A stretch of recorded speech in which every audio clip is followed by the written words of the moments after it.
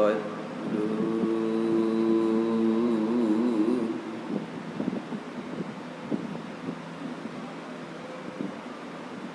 ਸਾਹਿਬ JIO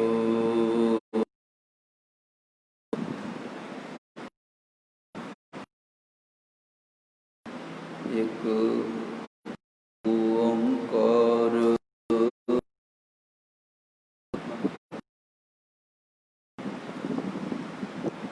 ਸਤਿਗੁਰ ਪ੍ਰਸਾਦ। ਸ਼੍ਰੀ Nanak ਪਾਦ Pankaj ਬੰਦਨ ਪਾਦ Pankaj ਬੰਦਨ sim Angad ਦੁਖ ਨਿਕੰਦਨ ਗੁਰ ਅਮਰਦਾਸ ਹਿਰਦੈ ਨਿਤ ਧਿਆਉ ਜੀ ਨਿਤ ਧਿਆਉ। ਸ਼੍ਰੀ ਗੁਰੂ ਰਾਮਦਾਸ ਗੁਣ ਗਾਵੋ। ਗੁਰ ਅਰਜਨ ਵਿਗਨਨ ਕੇ ਨਾਸ਼ਕ ਵਿਗਨਨ ਕੇ ਨਾਸ਼ਕ।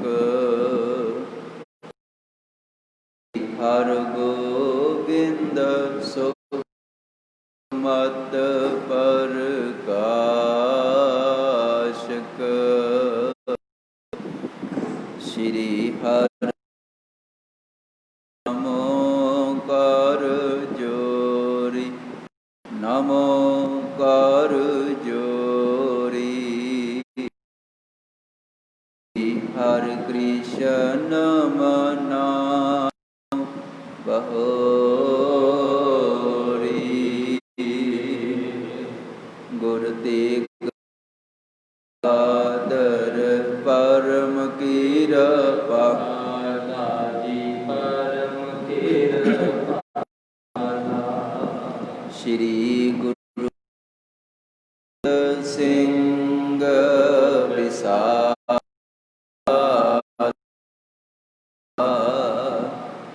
ਤਾਰੂ ਤਾਰਾ ਤਾਰ ਪੁਨ ਪੁਨ ਸੀਸਾ ਜੀ ਪੁਨ ਪੁਨ ਸੀਸਾ। ਬੰਦੋਂ ਵਾਰ ਵਾਰ ਜਗਦੀਸ਼ਾ।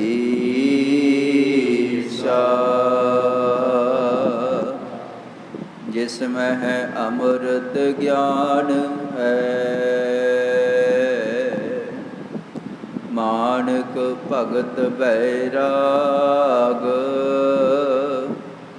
ਸ਼੍ਰੀ ਗੁਰੂ ਗ੍ਰੰਥ ਸਾਹਿਬ ਉਦਦ ਬੰਦੋਂ ਕਰ ਅਨਰਾਗ। ਏਕ ਓੰਕਾਰਾ ਸਤਿਗੁਰੂ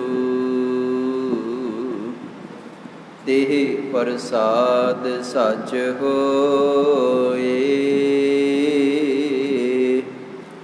ਵਾਹਿਗੁਰੂ ਜੀ ਕੀ ਫਤਿਹ ਹੈ।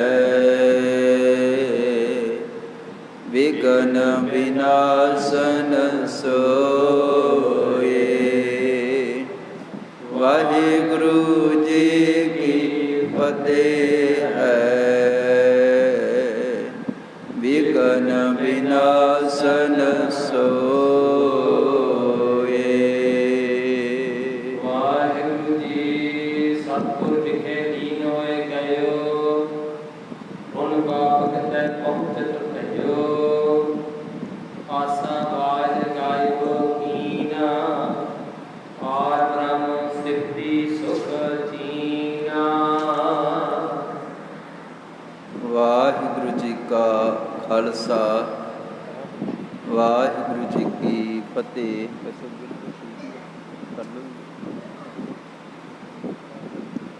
ਦੀਨ ਦੁਨੀ ਦੇ ਮਾਲਕ ਭਗਤ ਵਸ਼ਲ ਕਿਰਪਾ ਨਿਧਾਨ ਜੁਗੋ ਜੁਗ ਅਟਲ। 10 ਗੁਰੂ ਸਾਹਿਬਾਨ ਦੇ ਆਤਮਿਕ ਸਵਰੂਪ ਕਲਯੁਗੀ ਜੀਵਨ ਨੂੰ ਤਾਰਨ ਹਾਰੇ ਜਗਤ ਗੁਰੂ ਸ਼ਬਦ ਗੁਰੂ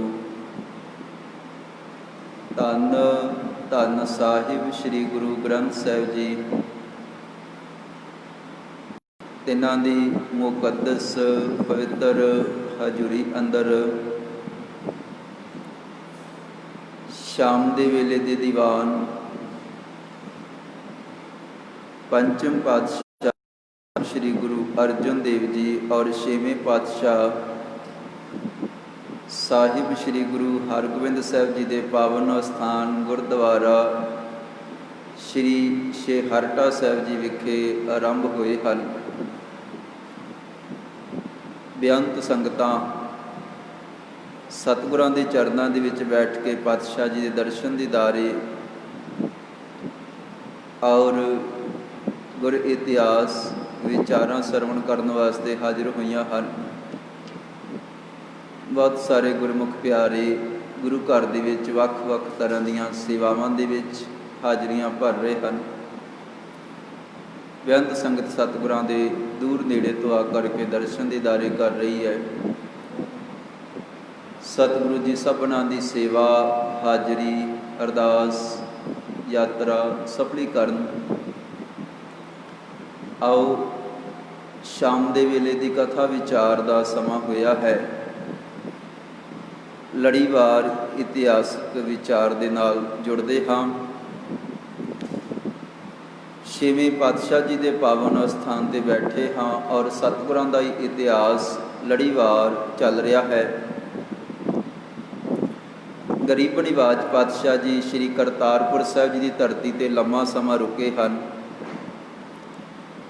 ਔਰ ਸ੍ਰੀ ਕਰਤਾਰਪੁਰ ਵਿਖੇ ਹੀ ਚੌਥਾ ਤੇ ਸਭ ਤੋਂ ਵੱਡਾ ਜੰਗ ਪਾਤਸ਼ਾਹ ਜੀ ਨੇ ਲੜਿਆ ਹੈ। ਤੇ ਜਦੋਂ ਜੰਗ ਸਮਾਪਤ ਹੋਇਆ ਹੈ, ਜਿੱਤ ਪ੍ਰਾਪਤ ਕੀਤੀ ਹੈ ਪਾਤਸ਼ਾਹ ਜੀ ਨੇ। ਤਕਰੀਬਨ ਲੱਖ ਦੇ ਕਰੀਬ ਫੌਜ ਹੈ ਲਾਹੌਰ ਤੋਂ ਆਈ ਹੋਈ। ਸਰੀਰ ਸਾਂਭੇ ਗਏ ਸ਼ਹੀਦਾਂ ਦੇ, ਯੋਧਿਆਂ ਦੇ, ਸੂਰਬੀਰ ਬਹਾਦਰਾਂ ਦੇ।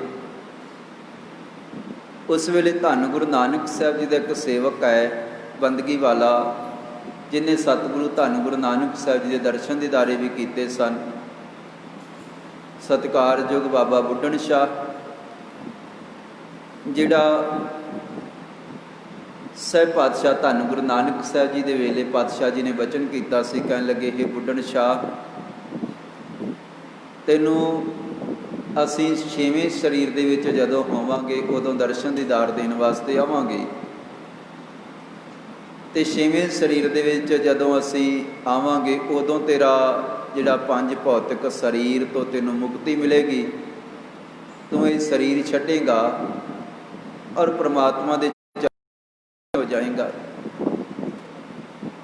ਅਸੀਂ ਛੇਵੇਂ ਸਰੀਰ ਦੇ ਵਿੱਚ ਆ ਕਰਕੇ ਦਰਸ਼ਨ ਦੀਦਾਰ ਦੇਵਾਂਗੇ, ਤੇਰੇ ਸਰੀਰ ਦਾ ਅੰਤ ਹੋਏਗਾ। ਹੁਣ ਬੁੱਢਣ ਸ਼ਾਹ ਦਾ ਅੰਤ ਵੇਲਾ ਆ ਗਿਆ ਹੈ। ਸ੍ਰੀ ਕਰਤਾਰਪੁਰ ਸਾਹਿਬ ਜੀ ਦੇ, ਸ੍ਰੀ ਕੀਰਤਪੁਰ ਸਾਹਿਬ ਜੀ ਦੇ ਨੇੜੇ ਜਿਹੜੇ ਪਹਾੜ ਹਨ, ਉੱਥੇ ਬੈਠਾ ਹੋਇਆ ਉਹ ਸਤਿਗੁਰਾਂ ਨੂੰ ਯਾਦ ਕਰਦਾ ਹੈ। ਗਰੀਬ ਨਿਵਾਜ ਉਸੇ ਦਿਨ ਚੱਲ ਕੇ ਸਤਿਗੁਰੂ ਜੀ ਕੀਰਤਪੁਰ ਸਾਹਿਬ ਔਰ ਫਿਰ ਬਾਬਾ ਬੁੱਢਣ ਸ਼ਾਹ ਦੇ ਕੋਲ ਪਹੁੰਚੇ ਔਰ ਸਤਿਗੁਰੂ ਦੀ ਦਰਸ਼ਨ ਦੀਦਾਰੇ ਦੇ ਕਰਕੇ ਇੱਕ ਵਾਰੀ ਮਹਿਲਾਂ ਦੇ ਵਿੱਚ ਕੀਰਤਪੁਰ ਸਾਹਿਬ ਜੀ ਦੀ ਧਰਤੀ 'ਤੇ ਪਹੁੰਚ ਗਏ। ਤੇ ਫਿਰ ਅੰਮ੍ਰਿਤ ਵੇਲੇ ਬਾਬਾ ਬੁੱਢਣ ਸ਼ਾਹ ਸਤਿਗੁਰਾਂ ਨੂੰ ਯਾਦ ਕਰਦਾ ਹੈ। ਉਹਦਾ ਅੰਤ ਵੇਲਾ ਆਇਆ। ਗਰੀਬ ਨਿਵਾਜ ਪਾਤਸ਼ਾਹ ਜੀ ਵੀ ਇਸ਼ਨਾਨ ਕਰਨ ਤੋਂ ਬਾਅਦ ਸਤਿਗੁਰੂ ਜੀ ਫਿਰ ਦੁਬਾਰਾ ਬਾਬਾ ਬੁੱਢਣ ਸ਼ਾਹ ਦੇ ਕੋਲ ਪਹੁੰਚੇ। ਸਤਿਗੁਰਾਂ ਦੇ ਦੀਦਾਰ ਕਰਕੇ ਬੜਾ ਪ੍ਰਸੰਨ ਹੋਇਆ ਹੈ। ਗਰੀਬ ਨਿਵਾਜ ਪਾਤਸ਼ਾਹ ਜੀ ਦੇ ਨਾਲ ਬਾਬਾ ਗੁਰਦਿੱਤਾ ਜੀ, ਬਾਬਾ ਵਿਧੀ ਚੰਦ ਜੀ, ਹੋਰ ਵੀ ਸੇਵਕ ਸਨ। ਅੰਮ੍ਰਿਤ ਵੇਲੇ ਫਿਰ ਸਤਿਗੁਰਾਂ ਦੇ ਦਰਸ਼ਨ ਦੀਦਾਰੇ ਕਰਦਿਆਂ ਹੋਇਆਂ ਇਸ ਮਹਾਨ ਆਤਮਾ ਨੇ ਸਰੀਰ ਛੱਡਿਆ ਹੈ। ਗਰੀਬ ਨਿਵਾਜ ਸਤਿਗੁਰਾਂ ਨੇ ਬਾਬਕ ਨਾਮੀ ਰਬਾਬੀ ਸਿੰਘ ਉੱਥੇ ਪਹੁੰਚਿਆ ਹੈ ਅਤੇ ਸਤਿਗੁਰਾਂ ਨੇ ਫਿਰ ਉੱਥੇ ਗੁਰਬਾਣੀ ਦਾ ਕੀਰਤਨ ਵੀ ਕੀਤਾ। ਗੁਰਬਾਣੀ ਦਾ ਕੀਰਤਨ ਹੋਇਆ ਹੈ। ਆਓ ਇੱਥੋਂ ਜਿਹੜਾ ਅਗਲਾ ਇਤਿਹਾਸ ਹੈ, ਪ੍ਰਸੰਗ ਹੈ, ਕਿਵੇਂ ਛੇਵੇਂ ਪਾਤਸ਼ਾਹ ਜੀ ਧੰਨ ਗੁਰੂ ਹਰਗੋਬਿੰਦ ਸਾਹਿਬ ਜੀ ਜਗਤ ਜਲੰਧੇ ਦੇ ਵਿੱਚ ਵਿਚਰ ਰਹੇ ਹਨ। ਜਿੱਥੇ ਜਿੱਥੇ ਕੋਈ ਯਾਦ ਕਰਦਾ ਹੈ ਉਹਨੂੰ ਜਾ ਕੇ ਦਰਸ਼ਨ ਦੀਦਾਰੇ ਦਿੰਦੇ ਹਨ, ਤਾਰਦੇ ਹਨ, ਨਿਹਾਲ ਕਰਦੇ ਹਨ, ਬੰਦ ਖਲਾਸੀ ਕਰਦੇ ਹਨ, ਜੀਵਾਂ ਦਾ ਭਲਾ ਕਰਦੇ ਹਨ। ਜਿੱਥੇ ਜੰਗਾਂ ਯੁੱਧਾਂ ਦੇ ਵਿੱਚ ਮਹਾਨ ਵੀਰ ਰਸ ਪਾਤਸ਼ਾਹ ਜੀ ਨੇ ਦਿਖਾਇਆ ਹੈ, ਵੱਡੀ ਫੌਜ ਦੇ ਉੱਪਰ ਜਿੱਤ ਪ੍ਰਾਪਤ ਕੀਤੀ ਹੈ, ਉੱਥੇ ਗਰੀਬ ਨਿਵਾਜ ਪਾਤਸ਼ਾਹ ਜੀ ਬੜੇ ਵੱਡੇ ਪਰਉਪਕਾਰੀ ਸਤਿਗੁਰੂ ਜੀ ਜੀਵਾਂ ਨੂੰ ਦਰਸ਼ਨ ਦੀਦਾਰੇ ਦੇ ਕਰਕੇ ਉਹਨਾਂ ਨੂੰ ਮੁਕਤ ਵੀ ਕਰ ਰਹੇ ਹਨ। ਆਓ ਭਾਵਨਾ ਸਹਿਤ ਗੁਰੂ ਕੇ ਚਰਨਾਂ ਦੇ ਵਿੱਚ ਹਾਜ਼ਰੀ ਲਵਾਉਂਦੇ ਹੋਏ ਅਗਲੇ ਦਾ ਇਤਿਹਾਸ ਆਰੰਭ ਕਰੀਏ ਜੀ। ਵਾਹਿਗੁਰੂ ਜੀ ਕਾ ਖਾਲਸਾ, ਵਾਹਿਗੁਰੂ ਜੀ ਕੀ ਫਤਿਹ। ਹੁਣ ਦਰਸ਼ਨ ਦੀਦਾਰੇ ਕਰਦਿਆਂ ਹੋਇਆਂ ਸਤਿਗੁਰਾਂ ਦੇ ਇਹ ਪਰਮਾਤਮਾ ਦੇ ਵਿੱਚ ਬੁੱਢਣ ਸ਼ਾਹ ਦਾ ਆਤਮਾ ਮਾਲਕ ਦੇ ਵਿੱਚ ਪਰਮਾਤਮਾ ਦੇ ਵਿੱਚ ਲੀਨ ਹੋ ਗਈ ਹੈ ਤੇ ਸਤਿਗੁਰਾਂ ਦੇ ਚਰਨਾਂ ਦੇ ਵਿੱਚ ਰਬਾਬੀ ਸਿੰਘ ਅੰਮ੍ਰਿਤਮਈ ਗੁਰਬਾਣੀ ਦਾ ਕੀਰਤਨ ਕਰਨ ਵਾਸਤੇ ਹਾਜ਼ਰ ਹਨ ਤੇ ਬੜੇ ਅਦਬ ਦੇ ਨਾਲ ਆਸਾ ਜੀ ਕੀ ਵਾਰ ਦਾ ਕੀਰਤਨ ਕੀਤਾ ਗਿਆ ਹੈ ਔਰ ਪਰਮੇਸ਼ਰ ਦੀ ਸਿਫਤ ਦੇ ਵਿੱਚ ਸਾਰੇ ਰੰਗੇ ਗਏ। ਅੰਮ੍ਰਿਤ ਵੇਲੇ ਗੁਰਬਾਣੀ ਦਾ ਕੀਰਤਨ ਹੋਇਆ ਹੈ। ਇਸ ਪੀਰ ਬੁੱਢਣ ਸ਼ਾਹ ਨੇ ਸਰੀਰ ਛੱਡਿਆ ਹੈ ਤੇ ਸਾਰੇ ਗੁਰੂ ਕੇ ਚਰਨਾਂ ਦੇ ਵਿੱਚ ਬੈਠ ਕੇ ਮਾਲਕ ਦੀ ਕੀਰਤੀ ਦੇ ਵਿੱਚ ਕੀਰਤਨ ਦੇ ਵਿੱਚ ਲੀਨ ਹਨ। ਤੇ ਜਦੋਂ ਫਿਰ ਦਿਨ ਚੜ੍ਹ ਗਿਆ ਹੈ, ਸੂਰਜ ਨਿਕਲਿਆ ਹੈ, ਫਿਰ ਪਾਤਸ਼ਾਹ ਧੰਨ ਗੁਰੂ ਹਰਗੋਬਿੰਦ ਸਾਹਿਬ ਜੀ ਨੇ ਜਿਸ ਤਰ੍ਹਾਂ ਮੁਸਲਮਾਨ ਧਰਮ ਦੇ ਵਿੱਚ ਹੈ ਅੰਤ ਵੇਲੇ ਦੀ ਸਰੀਰ ਦੀ, ਉਸ ਮੁਤਾਬਕ ਦੇਖੋ ਜਿੱਥੇ ਸਤਿਗੁਰਾਂ ਦੇ ਚਰਨਾਂ ਦੇ ਸਿੱਖ ਤਾਂ ਸ਼ਰਧਾਲੂ ਹਨ ਹੀ, ਉੱਥੇ ਵੱਖਰੇ ਵੱਖਰੇ ਧਰਮਾਂ ਦੇ ਵਿੱਚੋਂ ਵੀ ਬੇਅੰਤ ਐਸੇ ਸਰੀਰ ਜਿਨ੍ਹਾਂ ਨੇ ਬਹੁਤ ਵੱਡਾ ਸਨੇਹ, ਬਹੁਤ ਵੱਡਾ ਪਿਆਰ ਭਾਵੇਂ ਦੂਜੇ ਧਰਮ ਦੇ ਨਾਲ ਸੰਬੰਧਿਤ ਹਨ, ਪਰ ਸਤਿਗੁਰੂ ਧੰਨ ਗੁਰੂ ਹਰਗੋਬਿੰਦ ਸਾਹਿਬ ਜੀ ਦੇ ਨਾਲ ਔਰ ਵੱਖ-ਵੱਖ ਗੁਰੂਆਂ ਦੇ ਚਰਨਾਂ ਦੇ ਨਾਲ ਕੀਤਾ ਹੈ। ਹੁਣ ਦਿਨ ਚੜ੍ਹਿਆ ਹੈ ਤੇ ਸਹਿਬ ਪਾਤਸ਼ਾਹ ਧੰਨ ਗੁਰੂ ਹਰਗੋਬਿੰਦ ਸਾਹਿਬ ਜੀ ਨੇ ਇੱਕ ਕਬਰ ਇਸਲਾਮ ਧਰਮ ਦੀ ਮਰਿਆਦਾ ਦੇ ਮੁਤਾਬਕ ਖਦਵਾਈ ਹੈ ਤੇ ਬੜੀ ਸੁੰਦਰ ਵਿਧੀ ਦੇ ਨਾਲ ਪੀਰ ਬੁੱਢਣ ਸ਼ਾਹ ਦਾ ਜਿਹੜਾ ਸਰੀਰ ਹੈ ਉੱਥੇ ਸਤਿਕਾਰ ਦੇ ਨਾਲ ਦਫਨ ਕਰਵਾਇਆ ਹੈ ਤੇ ਛੇਵੇਂ ਪਾਤਸ਼ਾਹ ਧੰਨ ਗੁਰੂ ਹਰਗੋਬਿੰਦ ਸਾਹਿਬ ਜੀ ਦੇ ਕੋਲ ਗੁਰੂ ਕਾ ਮਹਾਨ ਜਰਨੈਲ ਬਾਬਾ ਬਿਧੀ ਚੰਦ ਜੀ ਔਰ ਸਤਿਗੁਰਾਂ ਦਾ ਸਭ ਤੋਂ ਵੱਡਾ ਸਪੁੱਤਰ ਬਾਬਾ ਗੁਰਦਿੱਤਾ ਜੀ ਵੀ ਇਸ ਵੇਲੇ ਪਾਤਸ਼ਾਹ ਜੀ ਦੇ ਨਾਲ ਹਨ ਤੇ ਛੇਵੇਂ ਪਾਤਸ਼ਾਹ ਧੰਨ ਗੁਰੂ ਹਰਗੋਬਿੰਦ ਸਾਹਿਬ ਜੀ ਨੇ ਬਾਬਾ ਬੁੱਢਣ ਸ਼ਾਹ ਦਾ ਸਰੀਰ ਸੰਭਿਆ ਹੈ ਤੇ ਫਿਰ ਬਾਬਾ ਗੁਰਦਿੱਤਾ ਜੀ ਨੂੰ ਤੇ ਬਾਬਾ ਬਿਧੀ ਚੰਦ ਜੀ ਨੂੰ ਨਾਲ ਲਿਆ ਹੈ। ਹੁਣ ਸਤਿਗੁਰੂ ਜੀ ਪਹਾੜਾਂ ਤੋਂ ਥੱਲੇ ਉਤਰ ਕਰਕੇ ਕੀਰਤਪੁਰ ਸਾਹਿਬ ਜੀ ਦਾ ਰਮਣੀਕ ਜਿਹੜਾ ਅਸਥਾਨ ਹੈ, ਪਾਤਸ਼ਾਹ ਜੀ ਇੱਥੇ ਵਾਪਸ ਪਰਤੇ ਹਨ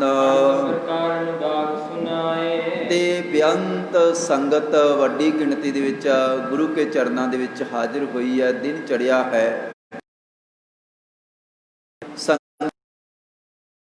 ਦੇ ਆਨੰਦਮਈ ਬਚਨ ਸੁਣਾ ਕਰਕੇ ਨਿਹਾਲ ਕੀਤਾ ਹੈ ਤੇ ਕੁਝ ਸਮੇਂ ਵਾਸਤੇ ਗਰੀਬ ਨਿਵਾਜ ਛੇਵੇਂ ਪਾਤਸ਼ਾਹ ਧੰਨ ਗੁਰੂ ਹਰਗੋਬਿੰਦ ਸਾਹਿਬ ਜੀ ਕੀਰਤਪੁਰ ਸਾਹਿਬ ਜੀ ਦੀ ਧਰਤੀ ਤੇ ਵਿਰਾਜ ਗਏ ਹਨ। ਸਤਿਗੁਰਾਂ ਨੇ ਇੱਥੇ ਹੁਣ ਪਾਤਸ਼ਾਹ ਜੀ ਨੇ ਟਿਕਾਣਾ ਕਰ ਲਿਆ ਹੈ ਤੇ ਹੌਲੀ ਹੌਲੀ ਵੱਡੀ ਗਿਣਤੀ ਦੇ ਵਿੱਚ ਬੇਅੰਤ ਜਿੱਥੇ ਜਿੱਥੇ ਪਤਾ ਲੱਗਦਾ ਹੈ ਸੰਗਤਾਂ ਨੂੰ ਕਿ ਛੇਵੇਂ ਪਾਤਸ਼ਾਹ ਜੀ ਕੀਰਤਪੁਰ ਸਾਹਿਬ ਵਾਲੇ ਪਾਸੇ ਆਏ ਹੋਏ ਹਨ ਤੇ ਇੱਥੇ ਟਿਕ ਗਏ ਹਨ। ਹੁਣ ਇੱਥੇ ਰਹਿਣ ਬਸੇਰਾ ਕਰ ਲਿਆ ਹੈ ਤੇ ਸੰਗਤ ਵੱਡੀ ਗਿਣਤੀ ਦੇ ਵਿੱਚ ਛੇਵੇਂ ਪਾਤਸ਼ਾਹ ਜੀ ਦੇ ਦੀਦਾਰ ਕਰਨ ਵਾਸਤੇ ਆਉਂਦੀ ਹੈ। ਕਰ ਸਿੱਖ ਹਜ਼ਾਰੋਂ ਜਗ ਨਿਸਤਾਰੇ, ਤੇ ਹਜ਼ਾਰਾਂ ਦੀ ਗਿਣਤੀ ਦੇ ਵਿੱਚ ਸਹਿ ਪਾਤਸ਼ਾਹ ਧੰਨ ਗੁਰੂ ਹਰਗੋਬਿੰਦ ਸਾਹਿਬ ਜੀ ਨੇ ਬਚਨਾਂ ਦੇ ਨਾਲ, ਦਰਸ਼ਨਾਂ ਦੇ ਨਾਲ ਸੰਗਤਾਂ ਨੂੰ ਗੁਰਸਿੱਖੀ ਦਾ ਜੀਵਨ ਬਖਸ਼ ਕਰਕੇ ਨਿਹਾਲ ਕੀਤਾ। ਪਾਤਸ਼ਾਹ ਜੀ ਨੇ ਬੇਅੰਤ ਗੁਰਮੁਖਾਂ ਦਾ ਭਲਾ ਕੀਤਾ ਹੈ। ਹੁਣ ਸਹਿ ਪਾਤਸ਼ਾਹ ਧੰਨ ਗੁਰੂ ਹਰਗੋਬਿੰਦ ਸਾਹਿਬ ਜੀ ਦਾ ਪੋਤਰਾ ਬਾਬਾ ਧੀਰ ਮੱਲ ਜੀ ਸ਼੍ਰੀ ਕਰਤਾਰਪੁਰ ਸਾਹਿਬ ਜੀ ਦੀ ਪਵਿੱਤਰ ਧਰਤੀ ਤੇ ਹੀ ਰੁਕੇ ਹੋਏ ਸਨ।